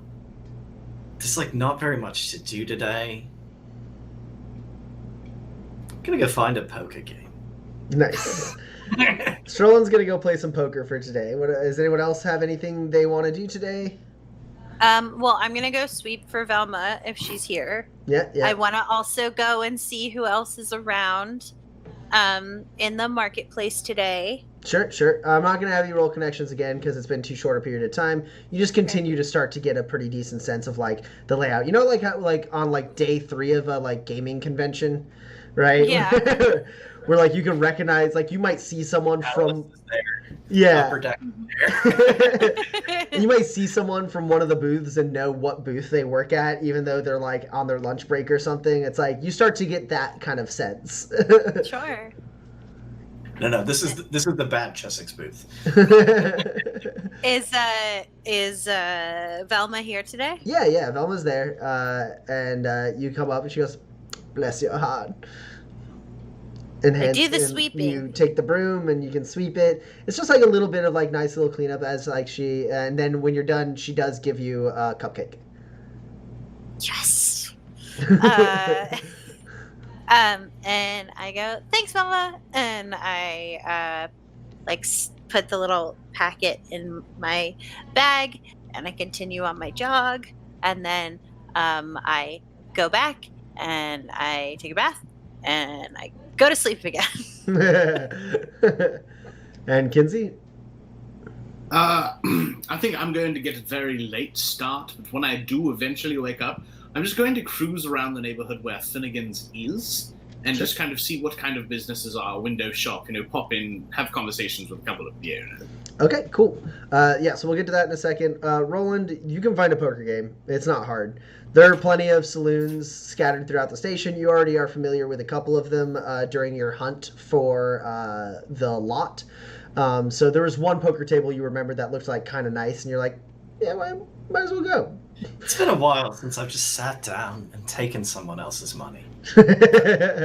Yeah, so you're not looking for anything like incredibly high stakes or incredibly low stakes. You're just looking for like a casual, like middle of the road game of poker, or do you want to try to earn some real money playing poker tonight? Okay, so I'm struggling to find the in-characterism, and the out-of-character me is like, but Dan, you just spent all your grit. But like, I think I sort of want to find a very high-stakes poker game. Okay, cool. Yeah, you're able to do that. You basically go to the bars you remember, and like, you check in with them, and they tell you like, oh no, you want stakes that big, you got to go over here, and you eventually find a poker table that is like decently high stakes. It's not like incredibly high stakes. It's not like you're getting like shuttled into a private room. You're not. It's no. What was his name? Was it Corazon? No, the guy who owned the boat. Oh, I don't remember. Hold on. If I search, I thought if I searched poker room, I'd find it. Poker hall? Nah, it's gone forever. I can't find it. Oh well. Yeah. But my good friend who owns a riverboat and is good at poker. Yes, it's not like his poker table. Probably got to go to the upper crust for those. Yeah, exactly. But you are able to. I'm not ready to make waves there yet. So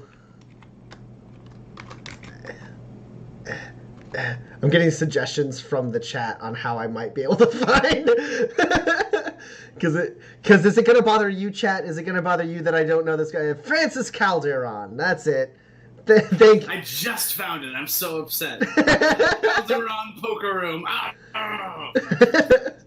Well done, chat. Thank you for the assist.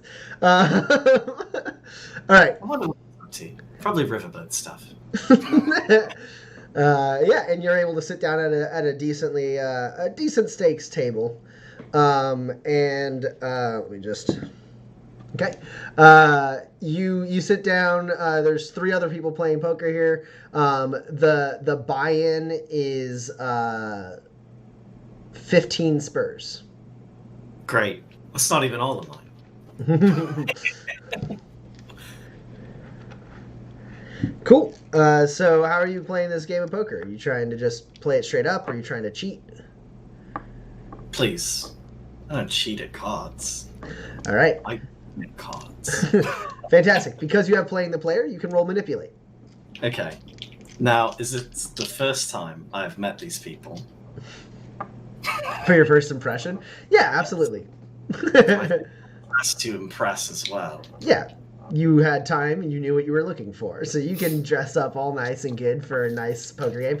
No one here's in, like, again, it's not upper crust. So, like, you find that kind of middle ground where it's like fancy frontier, right? I have a bow tie. Yeah.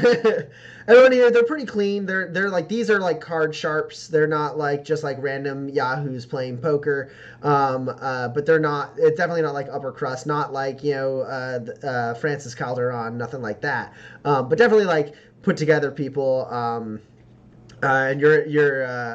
they like, tip their hats to you, you buy in, like you check in with the bartender, you buy in, and you're able to play with these guys straight up.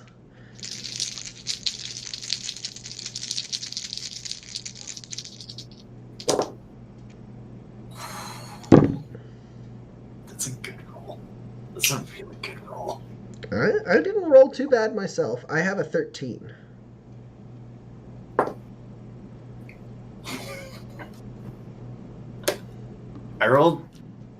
I can't count the whole straight, Tommy. I do have a 13, 14, and a 15. Nice. All right, yeah. It's going decently well for you. Let's see.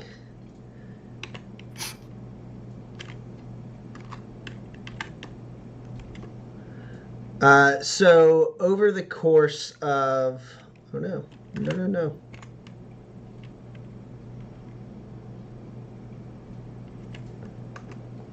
Over the course of the afternoon, you play very good, clean poker. These guys are skilled, definitely. But you're able to... You actually... Part of it is like they don't quite know your style, so you kind of are able to like shift your table image from side to side and like make it so like they think like you're playing a little tight and conservative, so they try to bully you, but then you like, you flip over a thing that they didn't think you could have had, like they thought you were and then once they think you're loose, you're able to kind of change your table image again, so they can't quite get a bead on the way that you like to play poker, and you use that to your advantage, so that over the course of the day you earn 5 spurs. Okay. On top of your 15 buy-in, right? So you profit. Gotta make back that tree money. Yeah, you profit 5 spurs.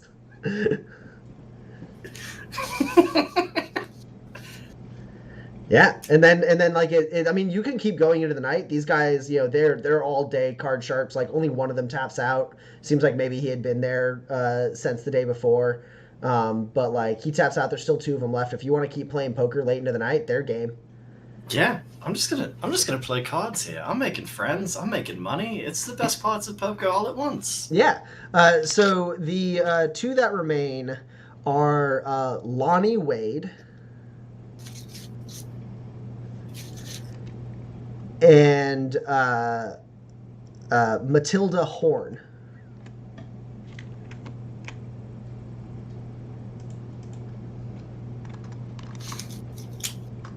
Now, this is a long shot. Do either of them own a better, nicer bar I could perhaps wager our shitty one against? It doesn't seem like it. But from what you can tell from the conversation, they are card sharps. They are also drifters. Definitely a lower level than you. But Tobias Station is like one of the places they hit up. They like spend a little bit of time here, and then when it dries up, they move on to some other card table that they know is pretty hot. And they like talk to you a little bit. They talk about times like they spent in San Cordero. They like share like, oh, if you're ever in San Cordero, go here. That's where you can find a good game. They talk about like Waypoint. They're like Golden Spike. It's great. But if you ever see like a girl in like a leather jacket with like a dark black like braid, her name's Alice King. Like do not sit at a table with her. She doesn't cheat. I wish she did so I could shoot her, but I can't. Like, and then she's like, they're like, also like if you meet like the owner of the Golden Spike Saloon, he's probably like gonna take your money unless it's Leo. He's had a hard day and he's had a bit to drink. Then you might be able to shave a little bit off. And then like they talk about like Fort Dearborn, and they're like, never play high stakes Fort Dearborn. You don't know when you're gonna get disappeared. Those kind of things. Great. Yeah, okay. Black bagged and Fort Dearborn. Yeah, let's roll again. I'm gonna go ahead. I'm gonna bamboozle you. Go ahead and take 2 grit. Okay. I'm gonna bamboozle you twice. I love this. I don't think I've ever earned grit. I've earned grit one other time from a social situation. People are shooting at me, Tommy.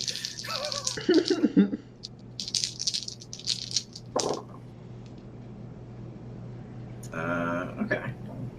So I have a 12. It's not bad.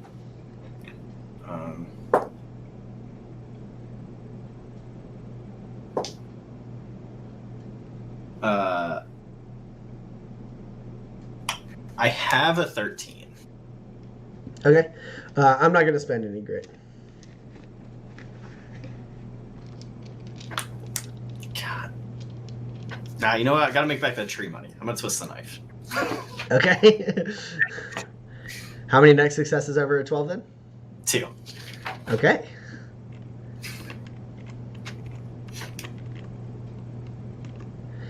You do make 3 more spurs back. Hell yeah. Made back the tree money.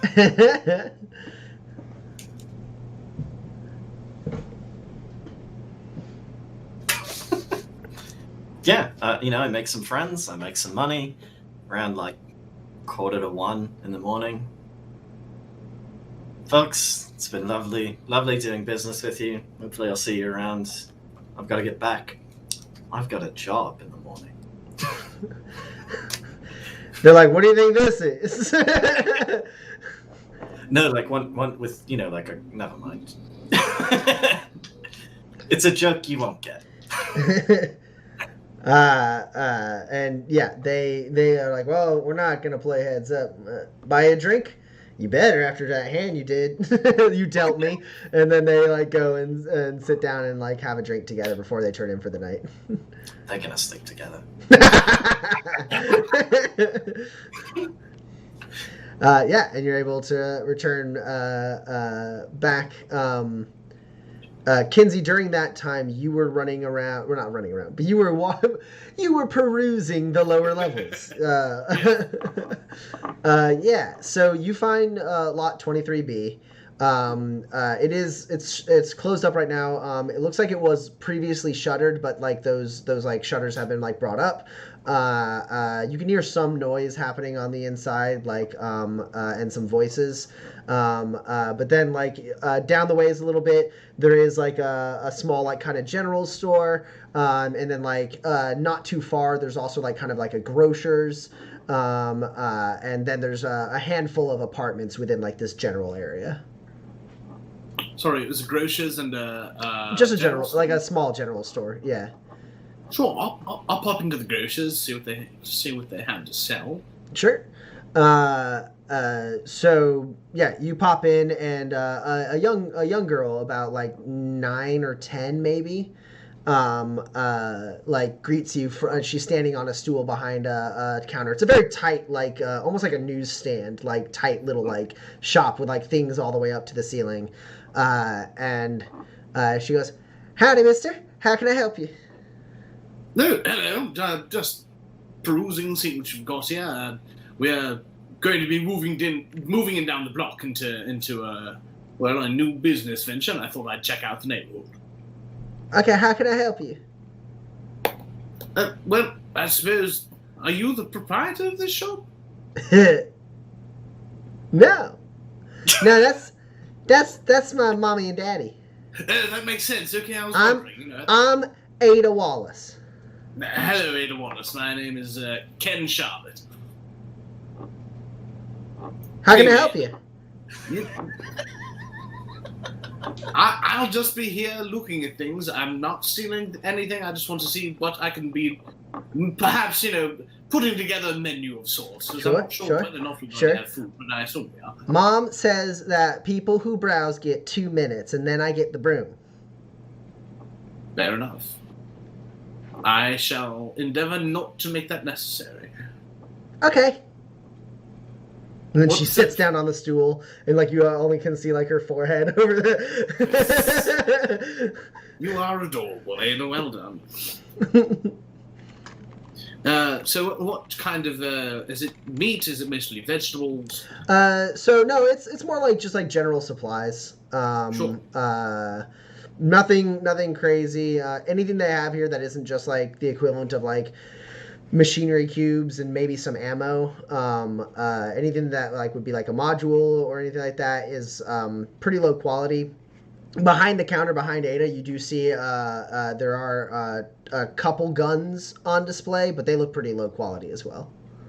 Fair enough. And sometime before the 2 minutes is up, I'll say thank you for your time, Ada. I do appreciate it. And, And she gets up and she goes, "You sure you don't need anything?" I am sure I don't need anything today, but perhaps tomorrow. Okay. Goodbye now. Okay. And I leave. And I'm gonna go to the general store and hope that it's run by an adult. Oh, did you go to the grocers first? Oh. Yes, What- that's what I was wondering. Sorry. Yeah. No, it was. Everything I said is still true. The guns are still there, but instead of it being You know like what? so, I may have said general store. What I meant was grocery. I don't So remember. I think that was the general store. That was the That's general all- store. Yeah. That's fine. Ada's in the general store. The Wallaces run the general store, and that is at least a piece of information that I have. Yeah. So now you're going to the grocers. Yes, I'll go to the grocer. Cool. Middle-aged man, very strong looking, is in there. The grocers has a little bit more room. It's not like a little bolt hold. It's not very large, but it's kind of like if like moderately sized studio apartment had like stands with like bad food on it. And there's a couple areas where there's like kind of like pre-made food, like the equivalents of like shrink wrap like sandwiches and stuff, like something where it was like almost like a hot bar, right? Sure. And then there's a few places that, or a few parts of the store that like have like mostly like canned foods and stuff like that, nothing like fresh down here. He sees you come in and he goes, "Howdy, mister." Hello there. How are you doing, my good man? I'm alright. How can I help you? Well, me and my compatriots are going to be moving just down the block, and we'll be starting up a business of sorts, and I just thought I might come and peruse your wares, as it were. Alright. What was your name, sir? Alex. Alex, Ken Charlotte. Pleasure to meet you. Pleasure. And he like goes and like keeps working on like he's like fixing like a slightly leaky pipe, and he goes, "Well, feel free to look around, Mr. Charlotte. You said you were God, Alana, damn it!" And he like hits like the wrench like a few times, and then the water stops trickling, and he goes, "Sorry. You said you were moving in nearby?" Yes, just down the street into I believe it was called Finnegan's at the time. Well, Chu was finally able to sell that place.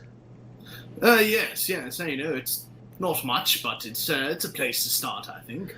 All right, then. He like kind of wipes his hands. He goes, "Oh, let me make a proper introduction. I'm Alex Woods." Alex Woods, very good to meet you, sir. As I said, my name is Ken Charlotte. And he shakes your hand and goes, "So, what's that? You moving in, making it apartments, or is it going to be another saloon?" Trying to make it into another saloon. Hopefully something a little different than people around here are used to, but just a place to come and grab your liquor and hopefully entertain yourself. All right. Well, when do y'all think you're going to be opening up? Not sure, but hopefully within the next couple of weeks, I assume. Sure. Well, of course, welcome to the neighborhood. We got some food and stuff. I don't know if y'all are planning on serving any food, but I can get you a decent discount on supplies here if you all need a restock or anything. I'm sure whatever they have there that could have perished already went bad at this point. It's been abandoned for a few months. Sure. But lucky for us, most of the liquor certainly should be okay. So. Yeah, well, what you ain't drank.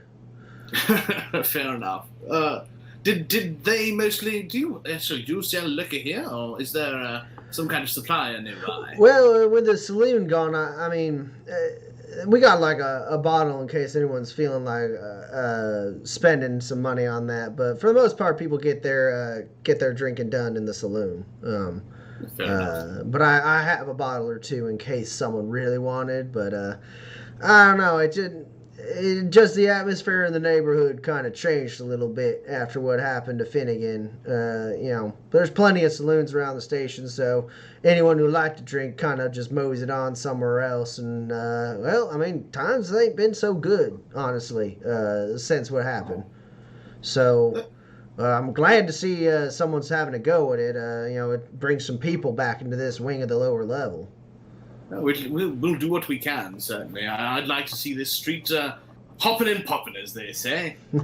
Well, it's never going to get too much. I mean, not too many people like venturing down here, and those of us that are down here usually don't have too much to spend at the saloon. Though a lot of us tend to think that might be more important than rent or security fees. But you don't get anybody from the higher levels just coming down to visit Avanash? I mean, you would think that if you had the right kind of place, perhaps maybe it would be a destination spot. Yeah, the right kind of place, you wouldn't be in the lower levels. Nah, the upper crust, the lowest they go is the main levels. That's them slumming it, and everyone up there is content to ignore what's going on down here for the most part.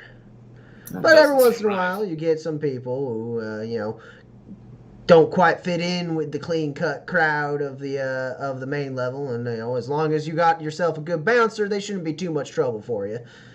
As long as you ain't too stingy with your pores and you ain't opposed to a little bit of raucous atmosphere. I don't think we're opposed, and we do have one hell of a bouncer. Good. Yeah, you're going to need it. I mean, if people sense weakness, that's probably a bad thing. I mean, people around here, I recommend at the end, if you ain't open 24, which I suppose most saloons are, but if you ever need to leave it unattended, I do recommend shuttering the door. Is that what happened to Finnegan? He was a little too weak for the atmosphere? Oh no, Gunnar Finnegan, he was he was he was looking for a fight a lot of times, but he could hold his own. Yeah. No, Gunnar well, I mean, pretty sure he ran afoul of security, and so can't do that. Afoul as in Well, he wasn't paying his fees. What are the fees like around in this part? Well, it depends on the type of crowd you bring in. They kind of figure a percentage. I suppose, a place like Finnegan's probably anywhere from, 5 to 15, maybe even as much as 20 spurs a month. Wow, that's quite a hefty fee. Yeah, well, it makes it so stuff like what happened to Finnegan don't happen to any of us. Well, sure. So everybody has to pay the fees. Those here, those on the ground level, those on the upper crust. It's just kind of an equal thing. I ain't looked at the captain's books, but I would be very surprised if she leans as heavy on the upper crust as she does down here. You would think she'd lean a little bit harder on them, seeing as they're the ones with the money. If she leaned harder on them, they wouldn't have as much money now, would they? That's the way I figured anyways. Just speculation, though. Yeah, of course, speculation. Yes, don't want to assume too many things about the captain. I'm sure she's running a fine ship. I mean, she's running a ship, and it's clean. You just gotta fall in line. You don't make any trouble, Mr. Charlotte. You're gonna go ahead and you'll do fine.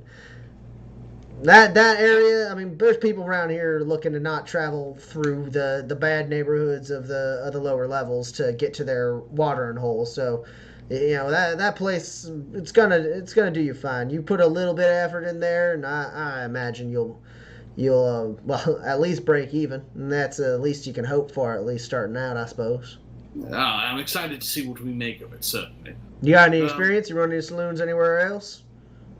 Not personally, but a friend of mine knows his way around a saloon or two. He'll be doing most of the, business planning. I'm just there to be the cook and the bartender. Sure. All right. Well, good luck to you. Did you need anything, or were you just checking in to say hello? Checking in to say hello and check out the wares. I'm sure I'll be back in with my compatriots to see the kind of fare that we're planning on offering. Sure.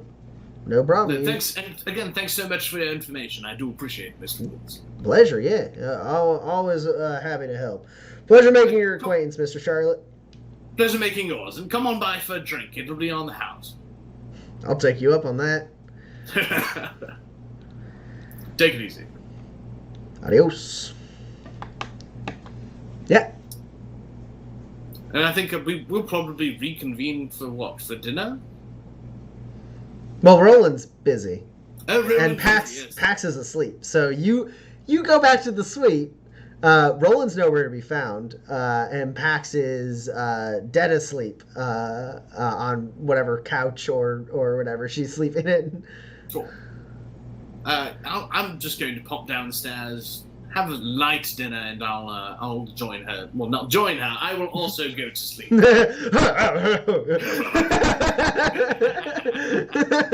Yeah. Okay. Cool. Roland, you managed to get back late in the night. Pax and Kinsey are asleep. You turn in.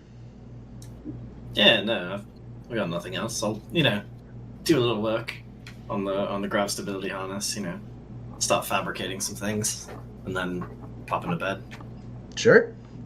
Yeah. So the next day comes. It is the day that you're supposed to meet Teddy Chu to get the access to Lot 23B and see what you're working with. Great. I'm not going to make the same mistake. I'm not going to check out of the hotel just yet. Sure thing. Does anyone want to come and see our bar? Are you kidding me? I've been waiting for this day. Yeah, I've already been up and helped Velma and moved a couple of boxes for Shirley, and I'm ready to go. Cool. Great. So you get there on time, and you do see the door is unlocked. And as you guys are getting in, Pax, you see like a blur of motion down the hall. You think it's like a roughly Harry-sized blur of motion, as if someone's watching you. Okay. You three walk in, and gotta tell you guys, it doesn't look great. So it is a bar. Okay. You got work with this. Yeah, you got that. So there are a few booths to your right, and a couple tables kind of like in front of you and to your left. And then dead center across the way, it's like a square-shaped room almost with like kind of two expanded curved like corners away from the door. And directly across from you is the bar. It's not a very wide bar, but it's got probably about 5, 6. When it has all of its stools, you assume it's probably 5 or 6 stools. There was presumably a moderately sized mirror behind the bar that is now shattered. There's bullet holes scattered throughout the area. There is definitely a blood stain on the ground in front of the bar. And the booths are a little torn up and beat up. The tables, most of them are intact, but some of them are broken. A lot of the furniture is like either not here or damaged. And then like there is you do see off to your left. There is a poker table with like pretty beat up felt, and it looks like a little uneven. And those two little like alcoves that are in the corners across. One just like has a door that seems to lead somewhere, and has like a little like half countertop, and then the other one is just like empty. And then there's a door nearby the bar, also, kind of nearby that same corner that is slightly off its hinges. Sitting there at the bar, holding a glass with some booze in it, is Teddy Chu, and he goes, "Howdy, Teddy. Great. Can we have the keys?" "Sure, yeah." He pulls out a key card, hands it to you, Roland, and then goes, "You can have copies of that made up on the upper level at any of the general stores, easy enough. Yeah, if the key card don't work, right now I have the punch code set to 4444. You got a few barrels back there, pretty decent shape. Ain't none of them full, I think. I got all my stuff out of here. I got the stuff people was storing in here out of the way. I left you what furniture I thought you might be able to work with. Yeah, best of luck to you." Thanks. All right. Cheers. Hey, when you gonna call the place?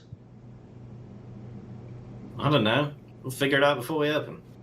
All right. Do you want me to come back tomorrow for the first month's rent, or do you just want to give it to me now? Tommy, I need to know if this makes any sense within this world, what he is asking. Yeah, so basically you bought the bar for 30 spurs, but now you need to pay the rent on the bar. So it's another 30 spurs, and then you're good until the next month. Mm-hmm. So what then have I bought is my argument, if not the first month of owning this bar. The lot, whatever was intact here, and the inventory in the back. Okay.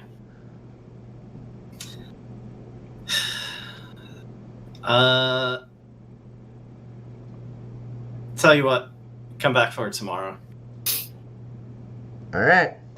He like looks at you a little suspiciously and goes, "All right, see you tomorrow, bright and I early." don't have it right now on me. No, it's fine. I don't need. See you tomorrow morning. And he leaves. Great. I hate doing things legitimately. I mean, it's pretty difficult to steal a room or a building. You'd be surprised. So I'm gonna go up to Kilburn's and turn in this thing I built for him, so he can make an engine run on the sun. Sure. Get a couple spurs from that. I do want to. Can I like use my keen handyman's eye and take a scan of this room and estimate how many cubes it takes to make this place not suck? I mean, it depends on how much you want to spruce the place up. Bare minimum, like making the furniture intact and covering up some of the damage. Probably, so you get a better look at the place. That the little alcove on the right with a little like half counter that has a door behind it. That attaches to the same storeroom that is by the bar. The storeroom has a couple of bottled liquors for use at the bar, and then the barrels to refill those bottles, large big casks that you can use to fill them up. It looks like you have a pretty good collection of different spirits. You got whiskey, gin, vodka, and rum. Then there's ample area back there for you to store like any other kind of inventory you might want, like, and it does, like, there's a little kitchenette there too, like a small little stove and like a little spot to like wash dishes, and then beyond that there's another door that leads to what was probably an apartment at some point for the previous owner. You're pretty sure you could fit this little, like, it's basically like a little studio apartment latched onto this thing. You're pretty sure you could fit 3 beds in here really easily, or three hammocks, or 2 bunk beds and whatever you want. The 3 of you can sleep in this back room.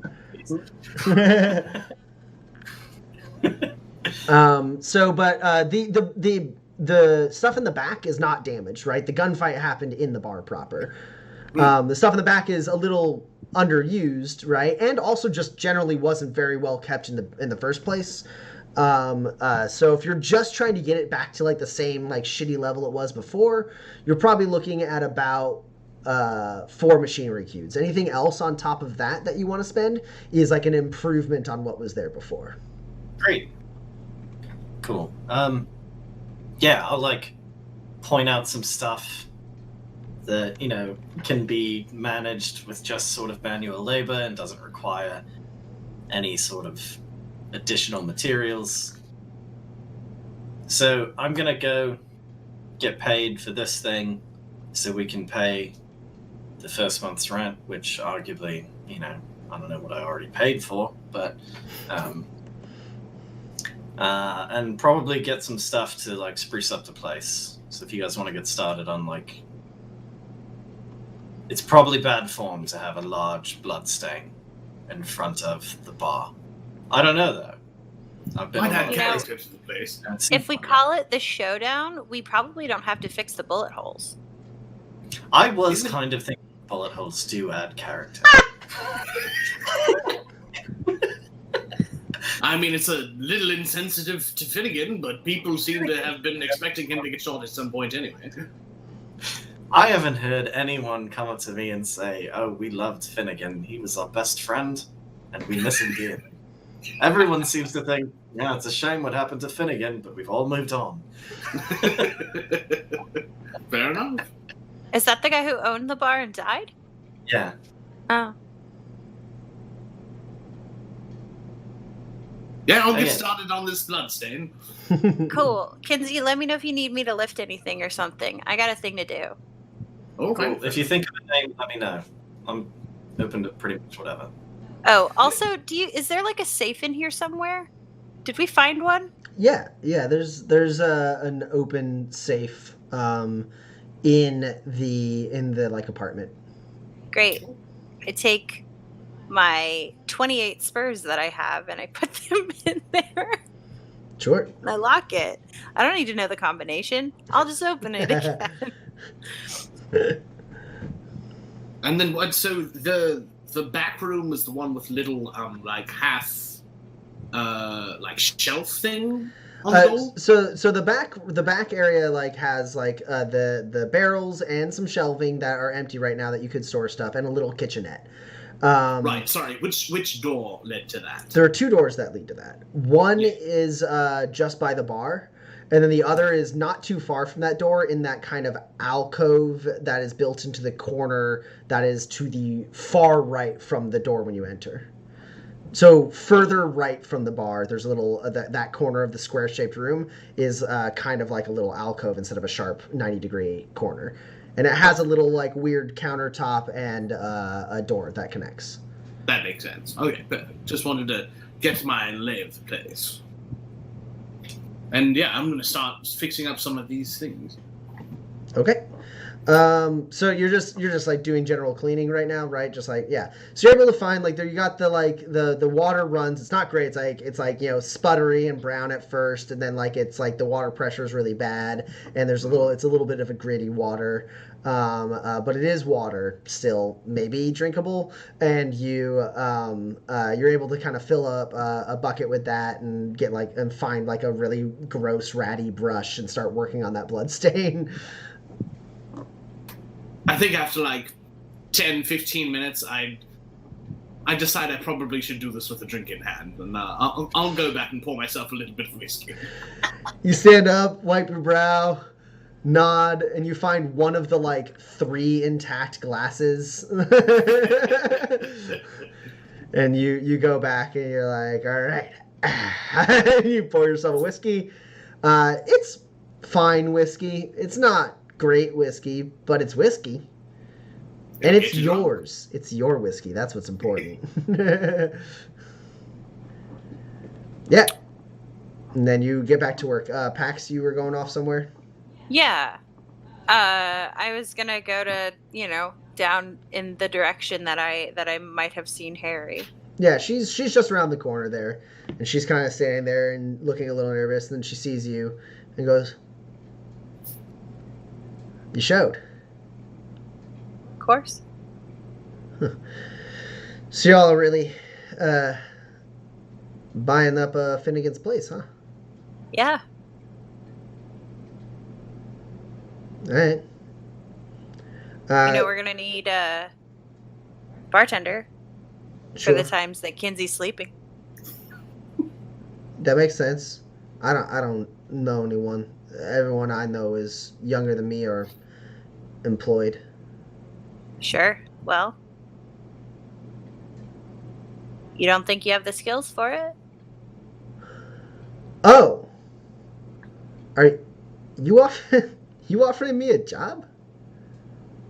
I'm saying maybe you could listen. There ain't a lot of people on this station that I would trust. But I'm one of them. After I stole your friend's money, is this some kind of like weird revenge kick?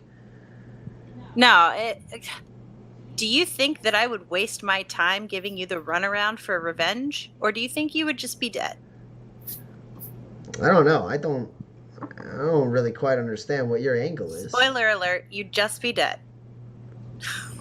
Okay. But that's not it. Listen, you're smart, you're fast, quick, like in the brain, not quicker than me, and you know the place better than anybody. So why wouldn't I want you to work for me?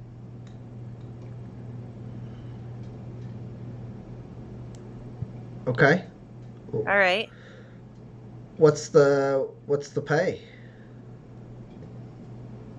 Well, before we open, it's 2 spurs a week. And then after that, you'll get tips.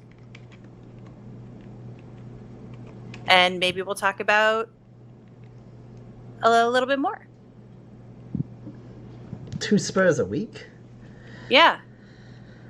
I mean, we're talking like long hours. I can make 2 spurs a week easy. Yeah, that's true. I just kind of figured if I'm doing legitimate work, that's got to be. So here's the thing. The legal work, the criminal work, that's always going to pay more.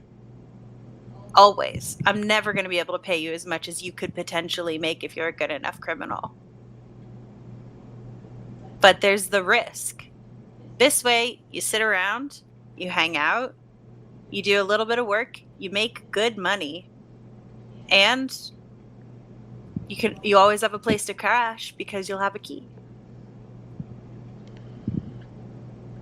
Safe? In the bar where Gunter Finnegan was shot dead? Safe in the place where I'm going to be, and nobody's ever died around me. Unless I wanted him to. You can roll manipulate. Ah, I hate this. You can have a Just a +1. Yeah, sure. And I did want to add, and it doesn't have to add anything mechanically, but I did want to say, and also, if you show more promise, I'll teach you what I know. More long-term skills. I'm so excited to adopt an urchin, you guys. She'll be the best of all of us. We're supposed to be open 24 hours a day? That sucks. We'll never see each other. Most saloons are. My plan was just to never sleep and do drugs to not die. All right. You are up against a 10. I cannot beat a 10. What did you get? I have 3 6s, which is the highest number I can roll. This little girl runs circles around you in this negotiation. Yeah, I know. That's why I don't lie. If she can't see the opportunity, that's her fault. She's not worth my time. No, so she goes, all right, look, I honestly, I think I got a lot to learn from you, right? This auto picker is fantastic. Do I need to turn this back to you, or is this just mine? You said to return it. Here you go. Yeah, I'll trade you. And then I'll give her the lock that Roland made for me. The hell's this? It's how you're gonna learn how to pick a real lock.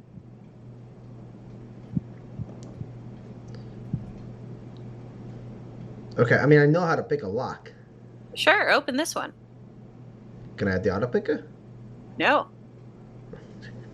What, like right now? Yeah. Can't do it? Please. And she starts working on the It's at a -4 and you have to get a 10. yeah. Can she do that?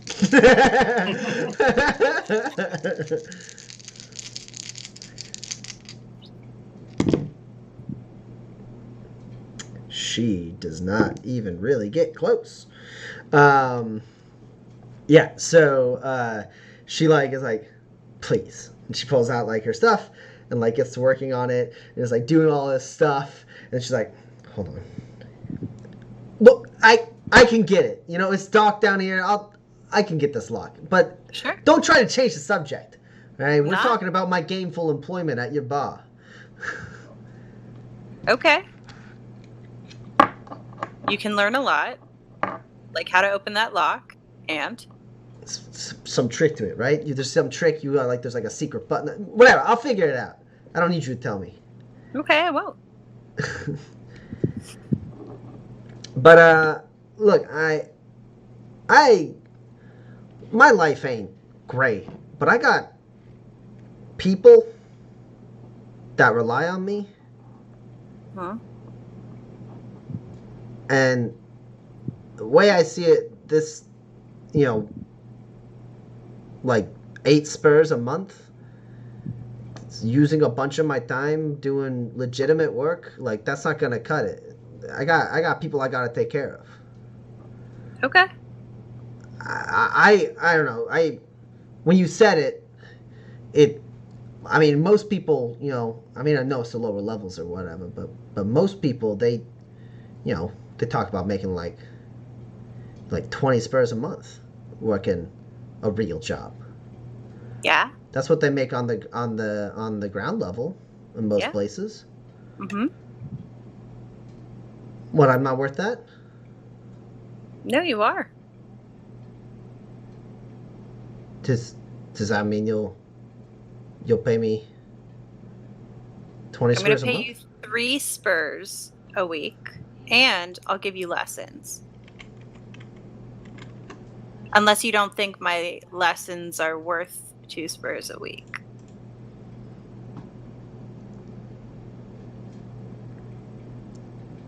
Let's make And it. if any of your friends have skills, I want to meet them. Nah, they don't want to meet you. Sure. Nothing no. personal. Why would they want to get good at, tinkering or hunting or shooting Look, or hey, my lockpicking? friends don't want to get up with anything that's going on. I mean, I heard you ran a job with Marv, all right? My friends, they don't need that kind of trouble, all right? I can handle myself. Mm-hmm. Don't bring them into this. No, you would if you wanted to. Let's call it 15 a month. All right.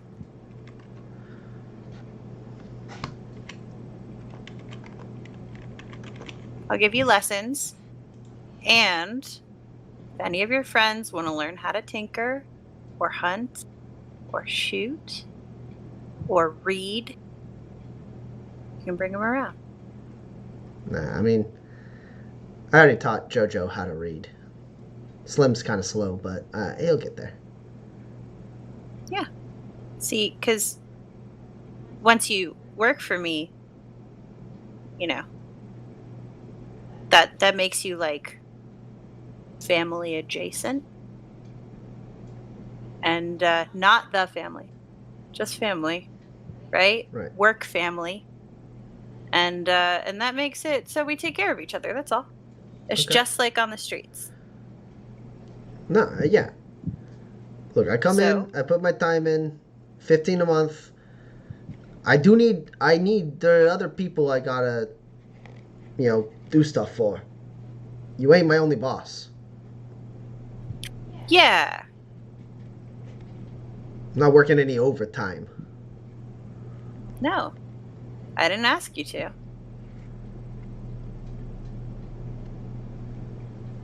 Harry, here's the thing. I'm giving you something that I never had. So I'm not trying. This isn't a swindle. This isn't a con. Right? I'm the good version of you that comes out of your story. But there are way worse versions, and I've lived that. Hey, Is it the Canoes? Is that where you're headed? Because I'll tell you what. I know that life. I thought you said you weren't with the family. I'm not. Lady, you talk in circles. Well, maybe you'll learn to keep up. All right. When do I start? Well, tomorrow, I guess. Unless you got better plans. I got a pretty booked schedule, but I think I can move some stuff around. All right. Well, you let me know, because there's plenty of people lining up for your position. So. Oh yeah, a lot of people want to go to where so someone's. Many. Sure. Yeah. Yeah. Lines and lines. Yeah. No, I can. I've heard of big things about this place you're opening up. What's it called again? Yeah. It's a secret. Is it? All right. Uh-huh. Sure. It's good. It's really Look, good. I'm gonna figure out this lock. All right. I'm gonna go. Yeah. I'm gonna figure out this go lock. Ahead, try. I'll see you tomorrow morning. All right. Is there with an something in open here? lock? Is there something in here? Do I get? Is it just open? Are you making me do all this just to open a lock? Oh my gosh. Whatever. If you're asking that question, you're not ready. No, please. I'm ready. All right? This lock, piece of cake. All right. See you tomorrow morning, boss. Okay. And she leaves. Roland, you go up to the hangar where Mr. Kilburn is. Yeah. You come in, you set down the engine. He goes, "Damn good work, Roland." Thanks. And hands you 4 spurs. Tell you what. I've got a project I'm working on the side. Don't worry. Here's where I am on the graph stability harness.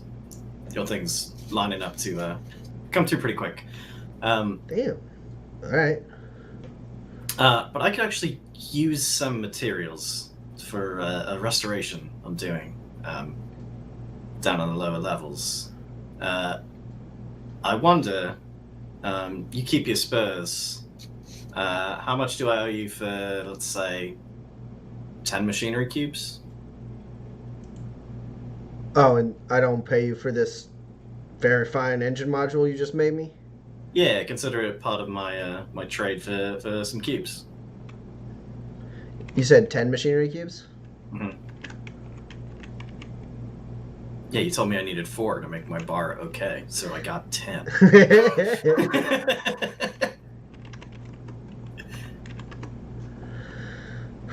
um, how about we just call it 9 spurs? Sure. All right. Now, if you end up with a full schedule and you can't make all these items, that's fine. You don't have to try and burn the candle at both ends. I appreciate what you've done so far. But if you ever got to walk away from our deal, I understand. I forget. He told me to call him by his first name, right? I think so. And that first name was Danny. Ken? Danny? Yeah. Okay. Yeah. Ken Kilburn is too comic booky. That's why it stuck in. Listen, Danny, I like the look. It's good work. You pay fair. As long as I've got time for it, I'm gonna do it. But I'll let you know if that changes. All right. Well, I can get you the. Hey, Jerry. Yeah, get a. You told him your full name, right? Roland Hollis, right? Mm-hmm. Get a Mr. Hollis, 9 machinery cube or 10 machinery cubes. Go on. Yeah.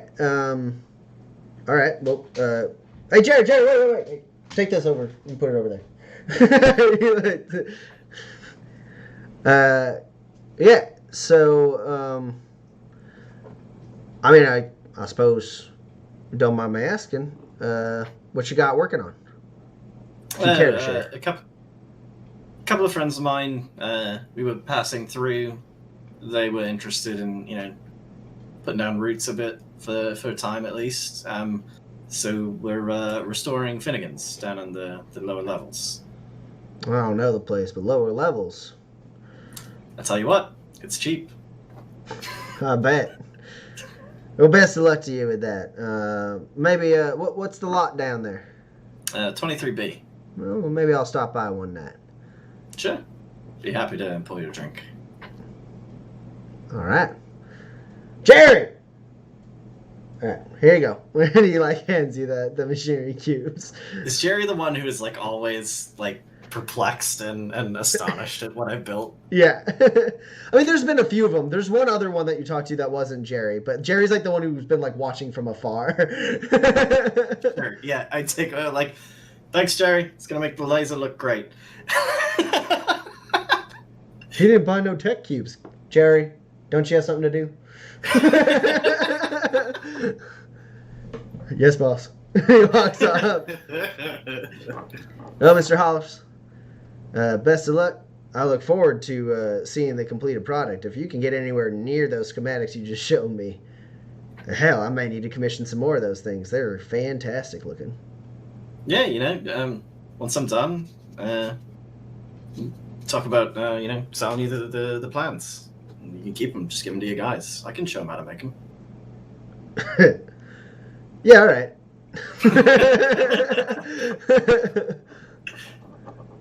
And then, yeah, you leave with 10 machinery cubes. Great. I come back down, wheel my 10 cubes through the barn. Okay, who's got 12 spurs? Because that's how much we need for rent.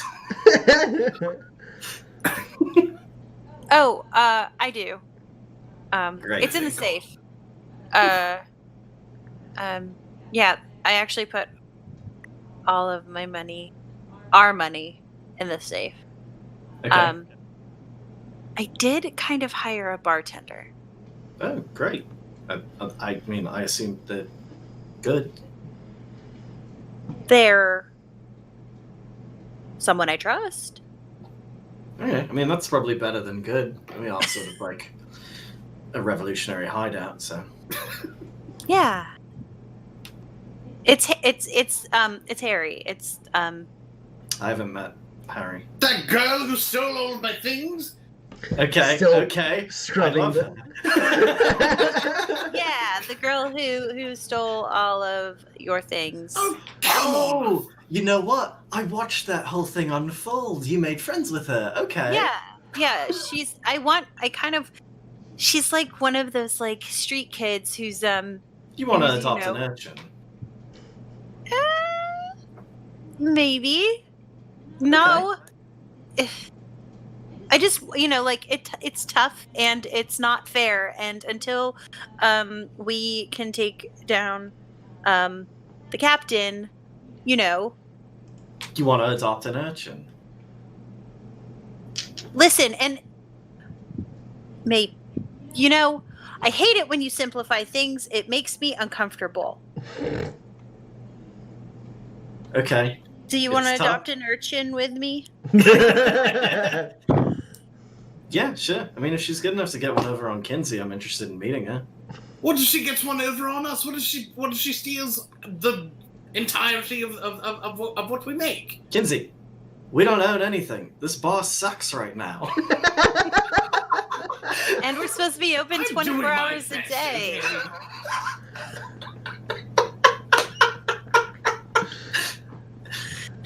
Work all day scrubbing the floors, fixing the chairs. Yeah, no, Trying the to make floors it- look great, and the chairs would be great if you had the materials to fix them.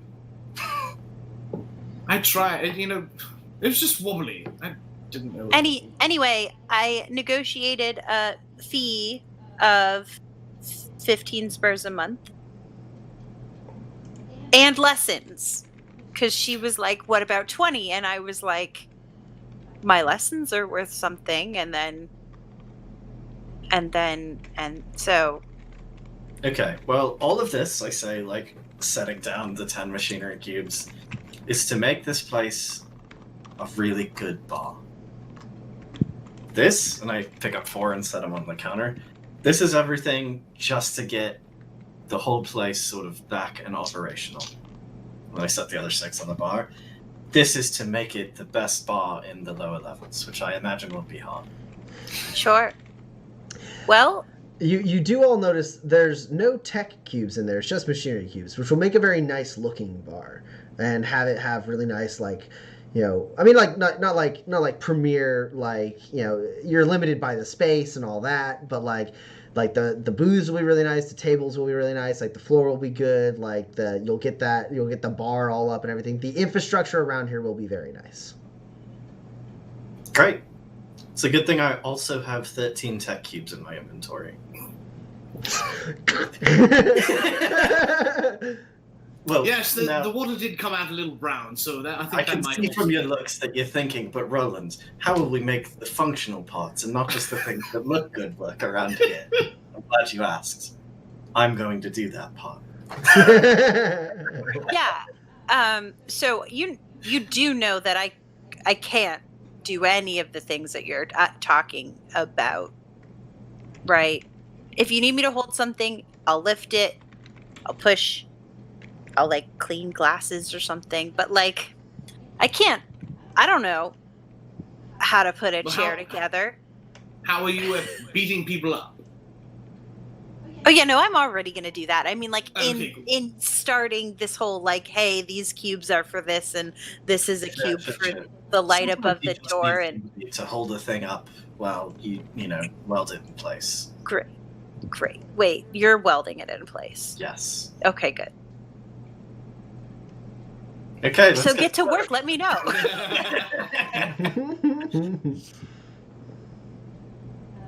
Also, I gotta break into our safe, so I'll be back. Sorry, what now? Well, I was going to say don't give the urchin the combination, but I see we don't have that problem.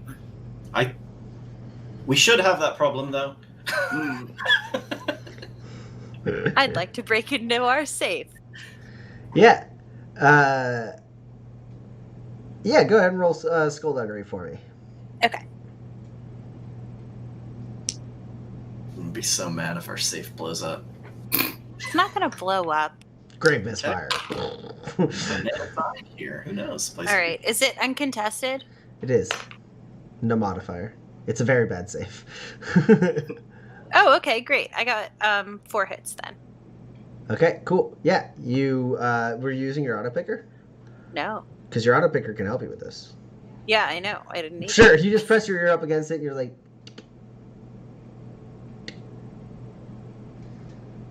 He seems like a 7 guy. Yep. And now I know the combination. 777. I changed the combination. Like this guy wanted to run a failing bar. Cool. So yeah, you're able to change the combination, no problem. You got 4 successes. Yeah, you collect whatever money you were collecting. Yeah, Roland said he needed 12 spurs, so I take 12 spurs, Okay. Cool. which leaves 16 spurs left. Say, Cool. What kind of improvements does everyone want to make on this bar? What do you guys want to do? It's your bar. You have a blank slate. Play The Sims real quick. Okay. First things first, the water's gotta be not the hot garbage coming out of this faucet. Mhm. Sure, sure. We clean things with that. It needs to be better. Yeah, using a machinery cube and a tech cube, you're able to like both improve the piping and then also like add like a filtration type system to get that like that grit like out of the water. ooh, can we have an air filtration system as well, so it's nicer in here than it is in the hallway? That would require you to like go crawling through like the station's vents and like improve the actual station's vents. We can't just put like a HEPA filter on the vent. Yeah, so you could do something like that. It doesn't make the air that's coming through the vent like better or even like basically like the air that's flowing through, like the airflow itself is bad, right? Oh, sure, okay. But like it's also not necessarily clean or oxygen rich. So like you can at least putting up a filter helps like make it a little bit nicer. It definitely helps with the smell. Hey. Yeah, so that can be another machinery in a tech cube. And that gets like all of the vents, even back all the way in the apartment area. Okay. And then we gotta just do the general like repair everything that people sit on Yeah. and look. Maybe Yeah. make some new stools. So it's 4 machinery cubes if you want to do that, like just to get it back to where it was. If you want to make it better, you can spend more machinery cubes to make it better. I think we put 5 on the looks of the place because we want it to look like nice, but not so nice that people go like, "Hey, why is that bar down here?" Sure. Yeah. You make it fit the neighborhood, but also make it like kind of like But it's like the nicest place in the neighborhood. yeah, it's a But good like not too nice. it's a good grunge bar. Yeah. Can I have those? Just because we're in Chicago, can I have those molded metal tiles on the ceiling? Like the ones in the I don't know if that's a good Yeah. description. That's fair enough. I mean, I'm down for it. I just don't get the reference. I'll find a picture. Okay. The answer is yes. Okay, we've got four machinery cubes and 11 tech cubes left. Tommy, can I build a distillery? To make your own booze. Yeah. So you Like- said I don't think you have. You'd have to get rid of some of the barrels. You don't have that much space. Okay. Yeah, I think the answer is no, based specifically on the limitations of the location. Okay. But not based on the amount of stuff we got. Oh, absolutely. Yeah, all right. So like it's metal on the ceiling already. So you just like half roll and like make it like a pneumatic like stamp, and you just like you like sit there like,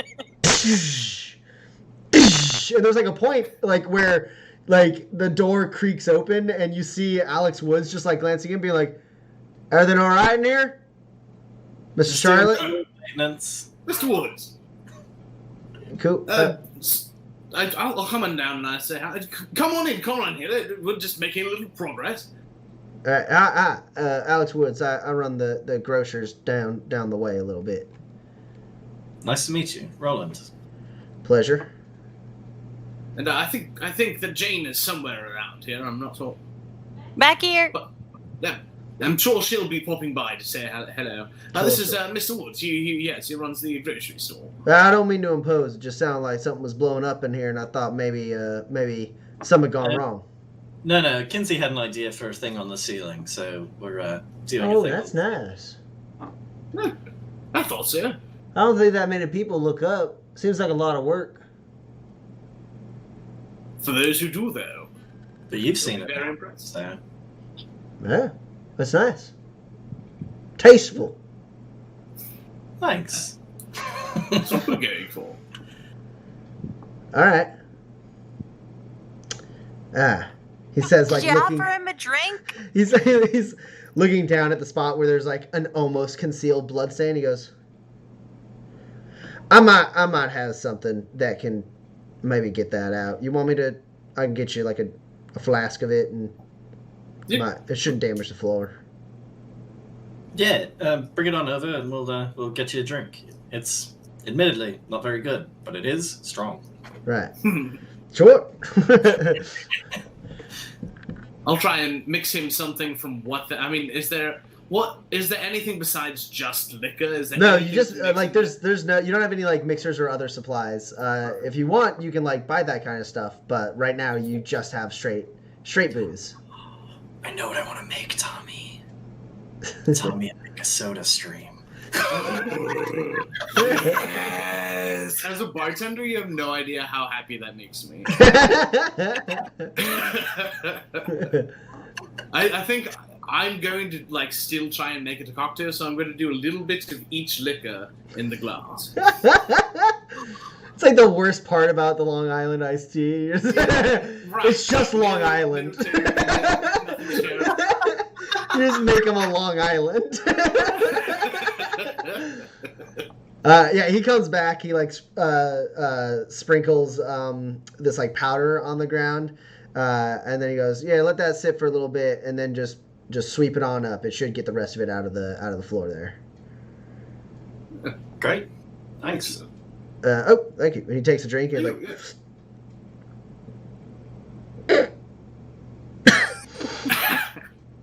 Strong, like you said.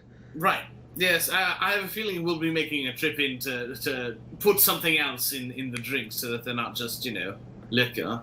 If you need any juice or anything, you let me know. I'm going to actually... Do you mind? I can return this glass. I just... Please do. We only have 2 more. Right. Okay. I'm gonna go get something to put in this and drink it. I'll just hold on. And he goes and he comes back. And he just like has like a little bit of like a like an orange juice or something in there, and he's like, better. Yeah. Well, it looks like the place is coming together pretty well. So that's great. Yeah. Well, you guys are making good progress. I don't want to impose. So, and he like finishes the rest of the drink, sets the glass down. He goes, I just want to check in and make sure everything was going all right. Thanks very much for popping in. We'll let you know when we're open. All right. I imagine I might be able to discern it myself. I ain't too far. Fair enough. All right. Wait, keep on going. Congratulations and welcome. Yeah. Yeah. So you get this place looking pretty good. The bar is The bar's all set. Like the furniture is back. The like tables have stools. The bar has stools. The booths are now fully intact. It's clean. The poker table is nice. The poker table is put back into place. Like, and it's nice. It's a good poker table. Against my better judgment, I would like to put in a sound system. What? No. Yes. So Kinsey, you're finishing up with the thing. Just like, finishing the last little like imprints on the thing. You ka-chunk, set that thing down. You start unscrewing it so it can be used for other things. And then you look over and you see that some of the paneling has been taken down by Roland, and he's like running wire through to maybe what looks like potentially a couple speakers around. What are you doing up there? If you put in a Bobby Klein cartridge, I will burn this place down and collect the insurance. So what you're saying is, I need to get some more cartridges. Yes. Yes! Well, Kinsey, I believe you have a crate of cartridges from your mother that you've just been hauling around with you, right? Oh, I do. Are they... Yeah, when you got to Snake I Eye thought they Canyon, were she just said she had a bunch of cartridges and would just give you like a whole. She's like, I got tons of them. So like, I mean, you can still get more cartridges, but you have a ton, and it's not just Joey Rivers and Bobby Klein. There's like a bunch of other. I thought it was just I thought it was just Joey Rivers that she gave me. She gets. Yes, absolutely. Joey Rivers is fine. Bobby Klein is strictly forbidden. For my ears only. So, Roland, one Yes. tech cube can get you a sound system where you can, like, from behind the bar, like, insert, like, a cartridge and have it play. For 2 spurs, you can have a jukebox. Yes! You can have a I'm jukebox gonna spend 3, Tommy. And we're gonna have a jukebox that I can override. You don't need to spend a third one to do that. You can in the design, you can put a kill switch. But yeah, if you have a jukebox, then like the patrons can go and like select music, and like it will like slot different cartridges into the system. You can put in a spur, you get to pick 5 songs. I don't know if anyone's gonna do that. Probably more like you put in a spur for 10 songs. Sure, that's fine. You put in a spur. Yeah. Listen, we're about to spend almost all of our money on the first month's rent, and we're not open, and we're paying our bartender.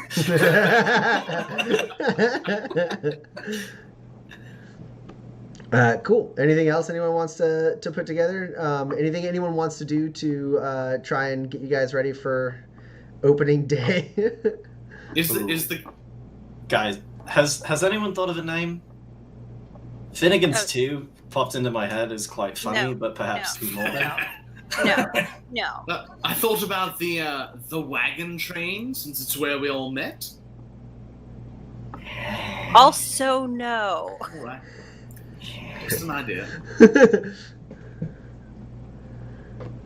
Dead Man's Bar. I also thought of that one. Yeah. That's not going to bring anyone from upstairs, though. Again, quite funny, perhaps too morbid, and a bit on the nose. Fair enough. Okay, well, so we didn't keep the bullet holes, so the showdown doesn't make any sense. What was the name of the riverboat? Merryweather. The MF Merryweather. What if we called it the Merryweather?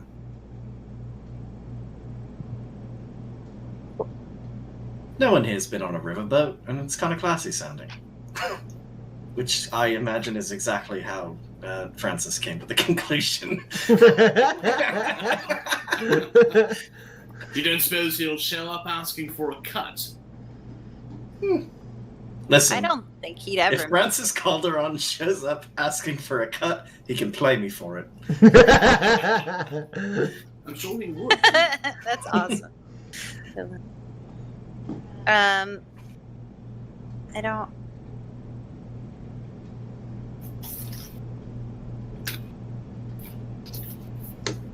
I mean, surely the chat has. we could name it after my mother. Tusk? What? That's a really bad name for a bar. I kind of like it.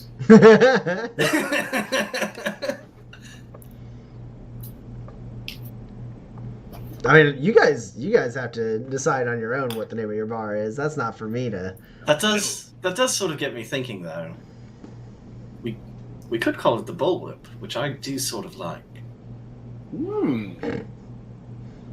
We could get like a neon bull over the front door. I don't hate it. It would tickle Red Wheel Pink. What? No. Because then we'd have to call it Pink Wheel. No, that's. It was very good until you called attention to it. Now I'm tickled pink. All right. Well, listen. I'm on a bull thing. Maybe it's the Matador. That seems fun. I'm building a neon bull sign for the front of our bar. So. Well, can you at least make it an Ache? They're so much cooler. That's what he means when he says bull. Yeah. Okay. So I'm doing that. You come up with a name that fits the sign I'm making. Oh no. Yeah, one more tech cube gets you all, like, not just the sign, but any other kind of electronic, like cosmetic stuff. Cool. Updates on the kitchenette, maybe? Yeah, probably like the better lighting for sure, and like it makes the little like burner a little bit better. Nice.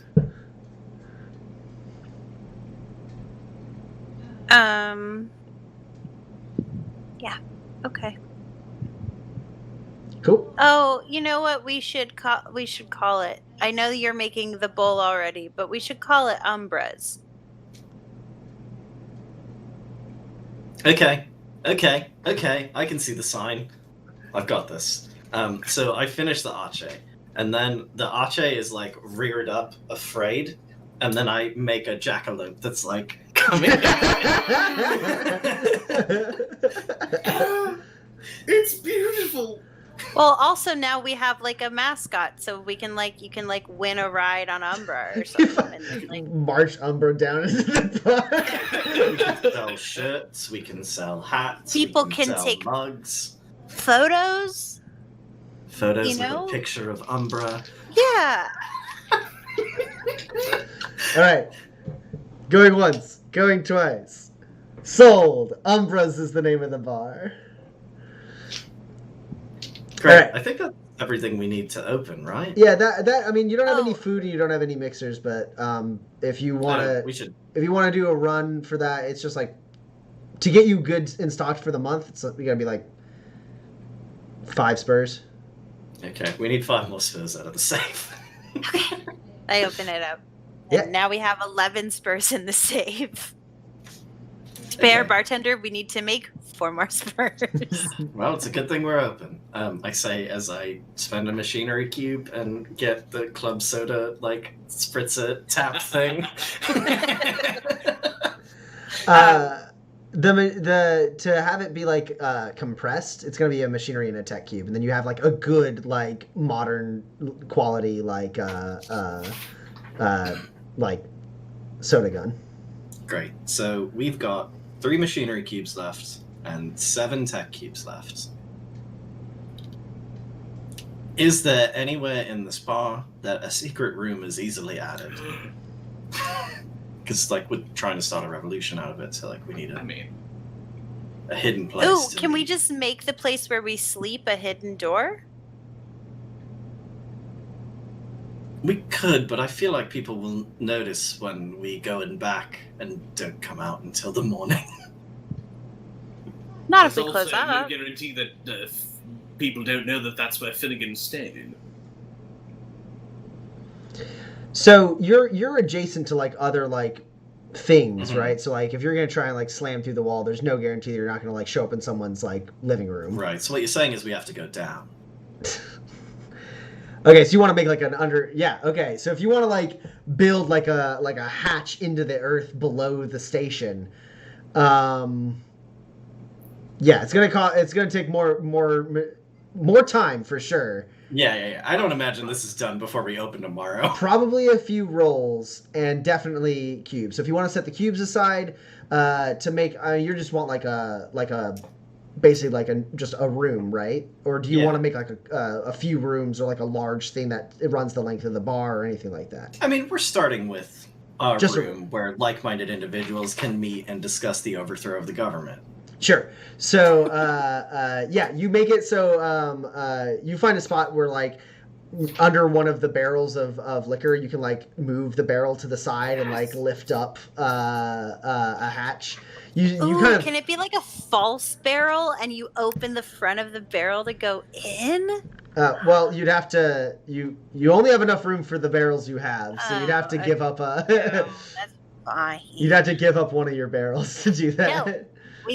We don't even have tequila. We don't need vodka. Yeah, you can get tequila. You can probably get tequila. You would just need a smaller barrel of tequila. Sure. But yeah. So we move it away. You scope out a spot where you're like, oh yeah, we can do this. And it's gonna take you some work. You kind of do a little bit of it. Like you make the hatch at first because that's easy. You got the materials there, and you like kind of it looks like nice and hidden. But you're gonna have to like kind of work your way down, not like hitting any pipes or electronics, and make that work, and then literally dig out an entire room from like rocky earth. And that'll take you some time and some rolls. So if you want to set machinery cubes off to the side for just the building of the room, like fortifying it stuff. Yeah, sure. The tech cube you spent before, you can run some lights down there. If you want anything more than lights, it's going to be something else. But to make the infrastructure of the room itself, we will call it 5 machinery cubes. Okay, so we've got 3 more from what I acquired from my last run. Does anyone have 2 more machinery cubes for this important revolutionary project? Yes, I just want them. Listen, a revolution is hungry for resources. Here. Thank you. Kinsey, fix your gun before I have to go back to Shirley tomorrow. It's fixed, it just needs cleaning, okay? I'll clean it. You know what? I'll clean it right now. No, cool. So, yeah, you got the place all spruced up. You got a nice neon sign, says Umbras, has the jackalope charging at an ache. The bar is put back. You're able to like set up the stuff amidst all the machinery cubes and everything set. You're able to stock up on some better glasses, and you spent the 5 spurs, so you stock up on supplies for the month. You are good to go.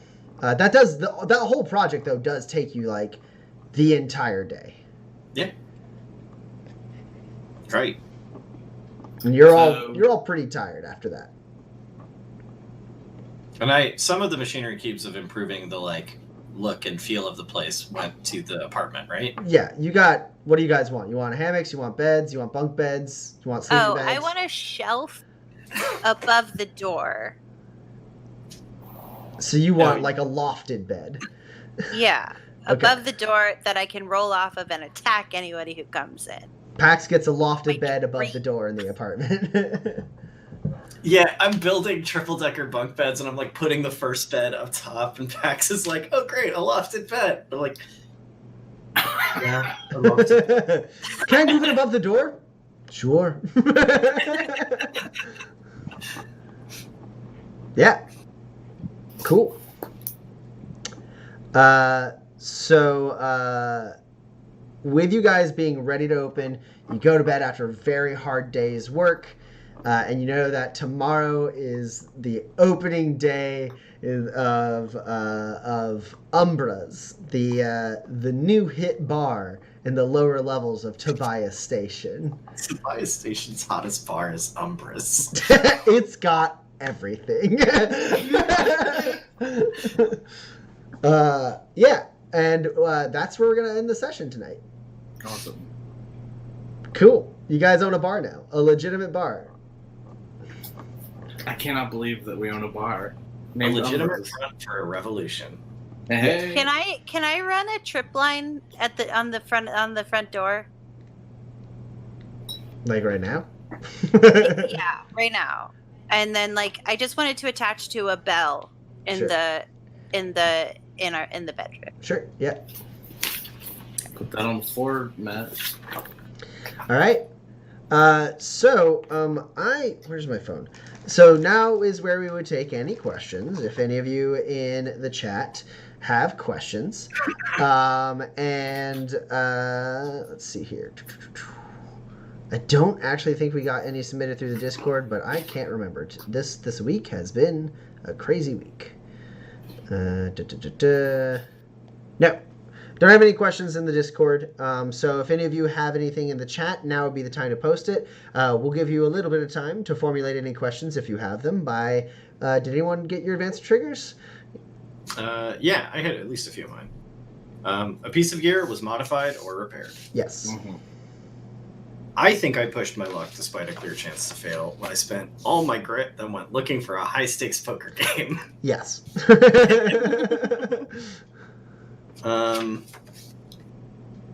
Maybe I helped someone solve a problem using my wits.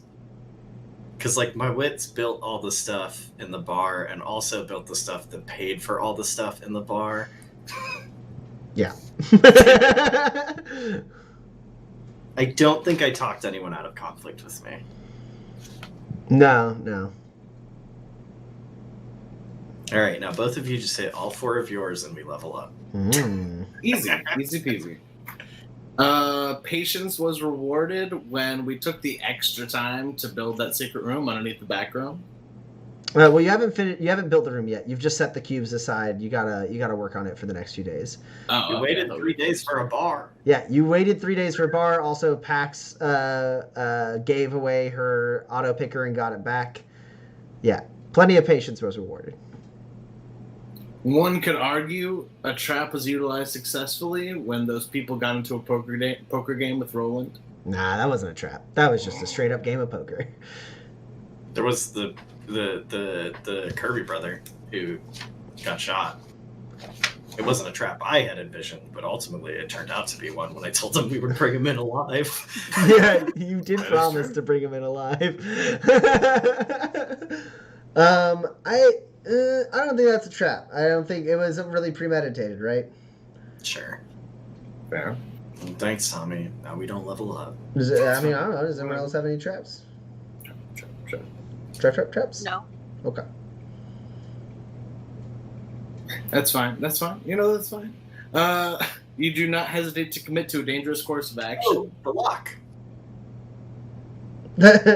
The lock's not a You trap. did give It's her a the lock. lock, and it's a very simple lock, right? So it is a kind of trap. She is now trapped into trying to solve a very easy lock. Like a trap for lock-picky people to like overthink. But Yeah. I feel you if it doesn't count. We'll put a pin in it for now. What were you about to say, Kinsey?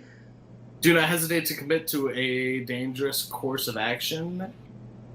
I mean, yeah, you opened a bar. Open a bar that was what it was going to be. So now you got me on. I should just go for it. Yeah. We opened the bar in the lower levels, and then you're going to be mad at yourself for this one, but No, I know what I did. You mentioned the vines. I couldn't and it freaking did go resist. after, I couldn't and a resist. predator is evaded. It doesn't have anything to do with Yeah, who I know. is next. I knew it before I did it, but I was like, it's too good. I gotta bring the snake vine back. So yes, you get a grip because I wanted to entertain myself. Just thought that'd be a dumb place for him to move it. I like the idea that he just keeps putting it in the spot where it can attack people. Yeah, absolutely. Then the trap would be my last one, and I don't have any other situation where that would be applicable. Pax, what you got? I don't think I hit any of mine. Unless someone was threatened with violence. I'm sure someone was threatened with violence. I didn't do it, and maybe we didn't see it. Meant as a threat to us. Yeah, right? yeah. Morales was Yeah, threatening. we were threatened with Yeah. violence. Okay, Yeah, that's true. okay. Cool. And an open fight is avoided through underhanded means. I don't think that happened. I'm trying to decide. Escape. I'm trying. Yeah, I'm trying to decide if Morales just killing that guy constitutes that, because it was very underhanded and it prevented any possibility of any other fight with that guy. Yeah, you get it. Okay, great. Because it was so dastardly and underhanded. I definitely didn't take anything I wanted but didn't deserve. I worked for everything I did this session. Yeah, you didn't take anything you didn't deserve. Yeah, except for maybe the combination. Nah. No, we bought the place. We deserve that. The stretch you would reach for would be like the enjoyment, like the friendship of the people, but like you were working for that, so. And you put yourself in harm's way for no reason but to protect others. I don't think I was in harm's way this session. No. But I also never feel like I'm in harm's way, so that's always really hard for me to tell. I mean, I feel like hiring Harry puts you in harm's way. Yeah, there's that, and then there's also the fact that you did stalk the guards in case they tried to do something to Roland and Kinsey. And while you weren't discovered doing that, had you been discovered stalking them, that could have put you in harm's way. So a combination of hiring Harry and possibly being on the radar of the people who handle Harry, and then also putting yourself in danger in case Roland and Kinsey get shot by security guards. That's enough. So that's 9 XP for everyone. Okay. Neat. So what, you guys are 2 away from leveling up? 2. Yeah. Yep. What is that, 326? Yeah. We should go visit the doc again.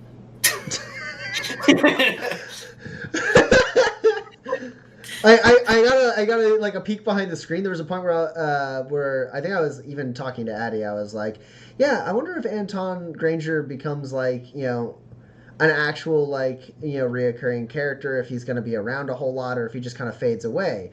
And so you just saying that is hilarious, because it's yes, he's a very important character. We need to visit him every day. No reason. We just want to spend time with him. Depends on how long the session is. Not every day. Good stuff. All right. Cool. So I don't see any questions in the chat. Don't have any questions in the Discord. You guys have your XP. I think that's where we're going to wrap it up. And I believe, just double checking the dates. Yeah, we should be back on August 18th with another fresh episode of Manifest Actual Play. Thank you guys so much for joining us. We had a lot of fun. Hopefully you had fun too. And let's go ahead and listen to good old Waypoint by Seth Lilly. This That guy right there. What?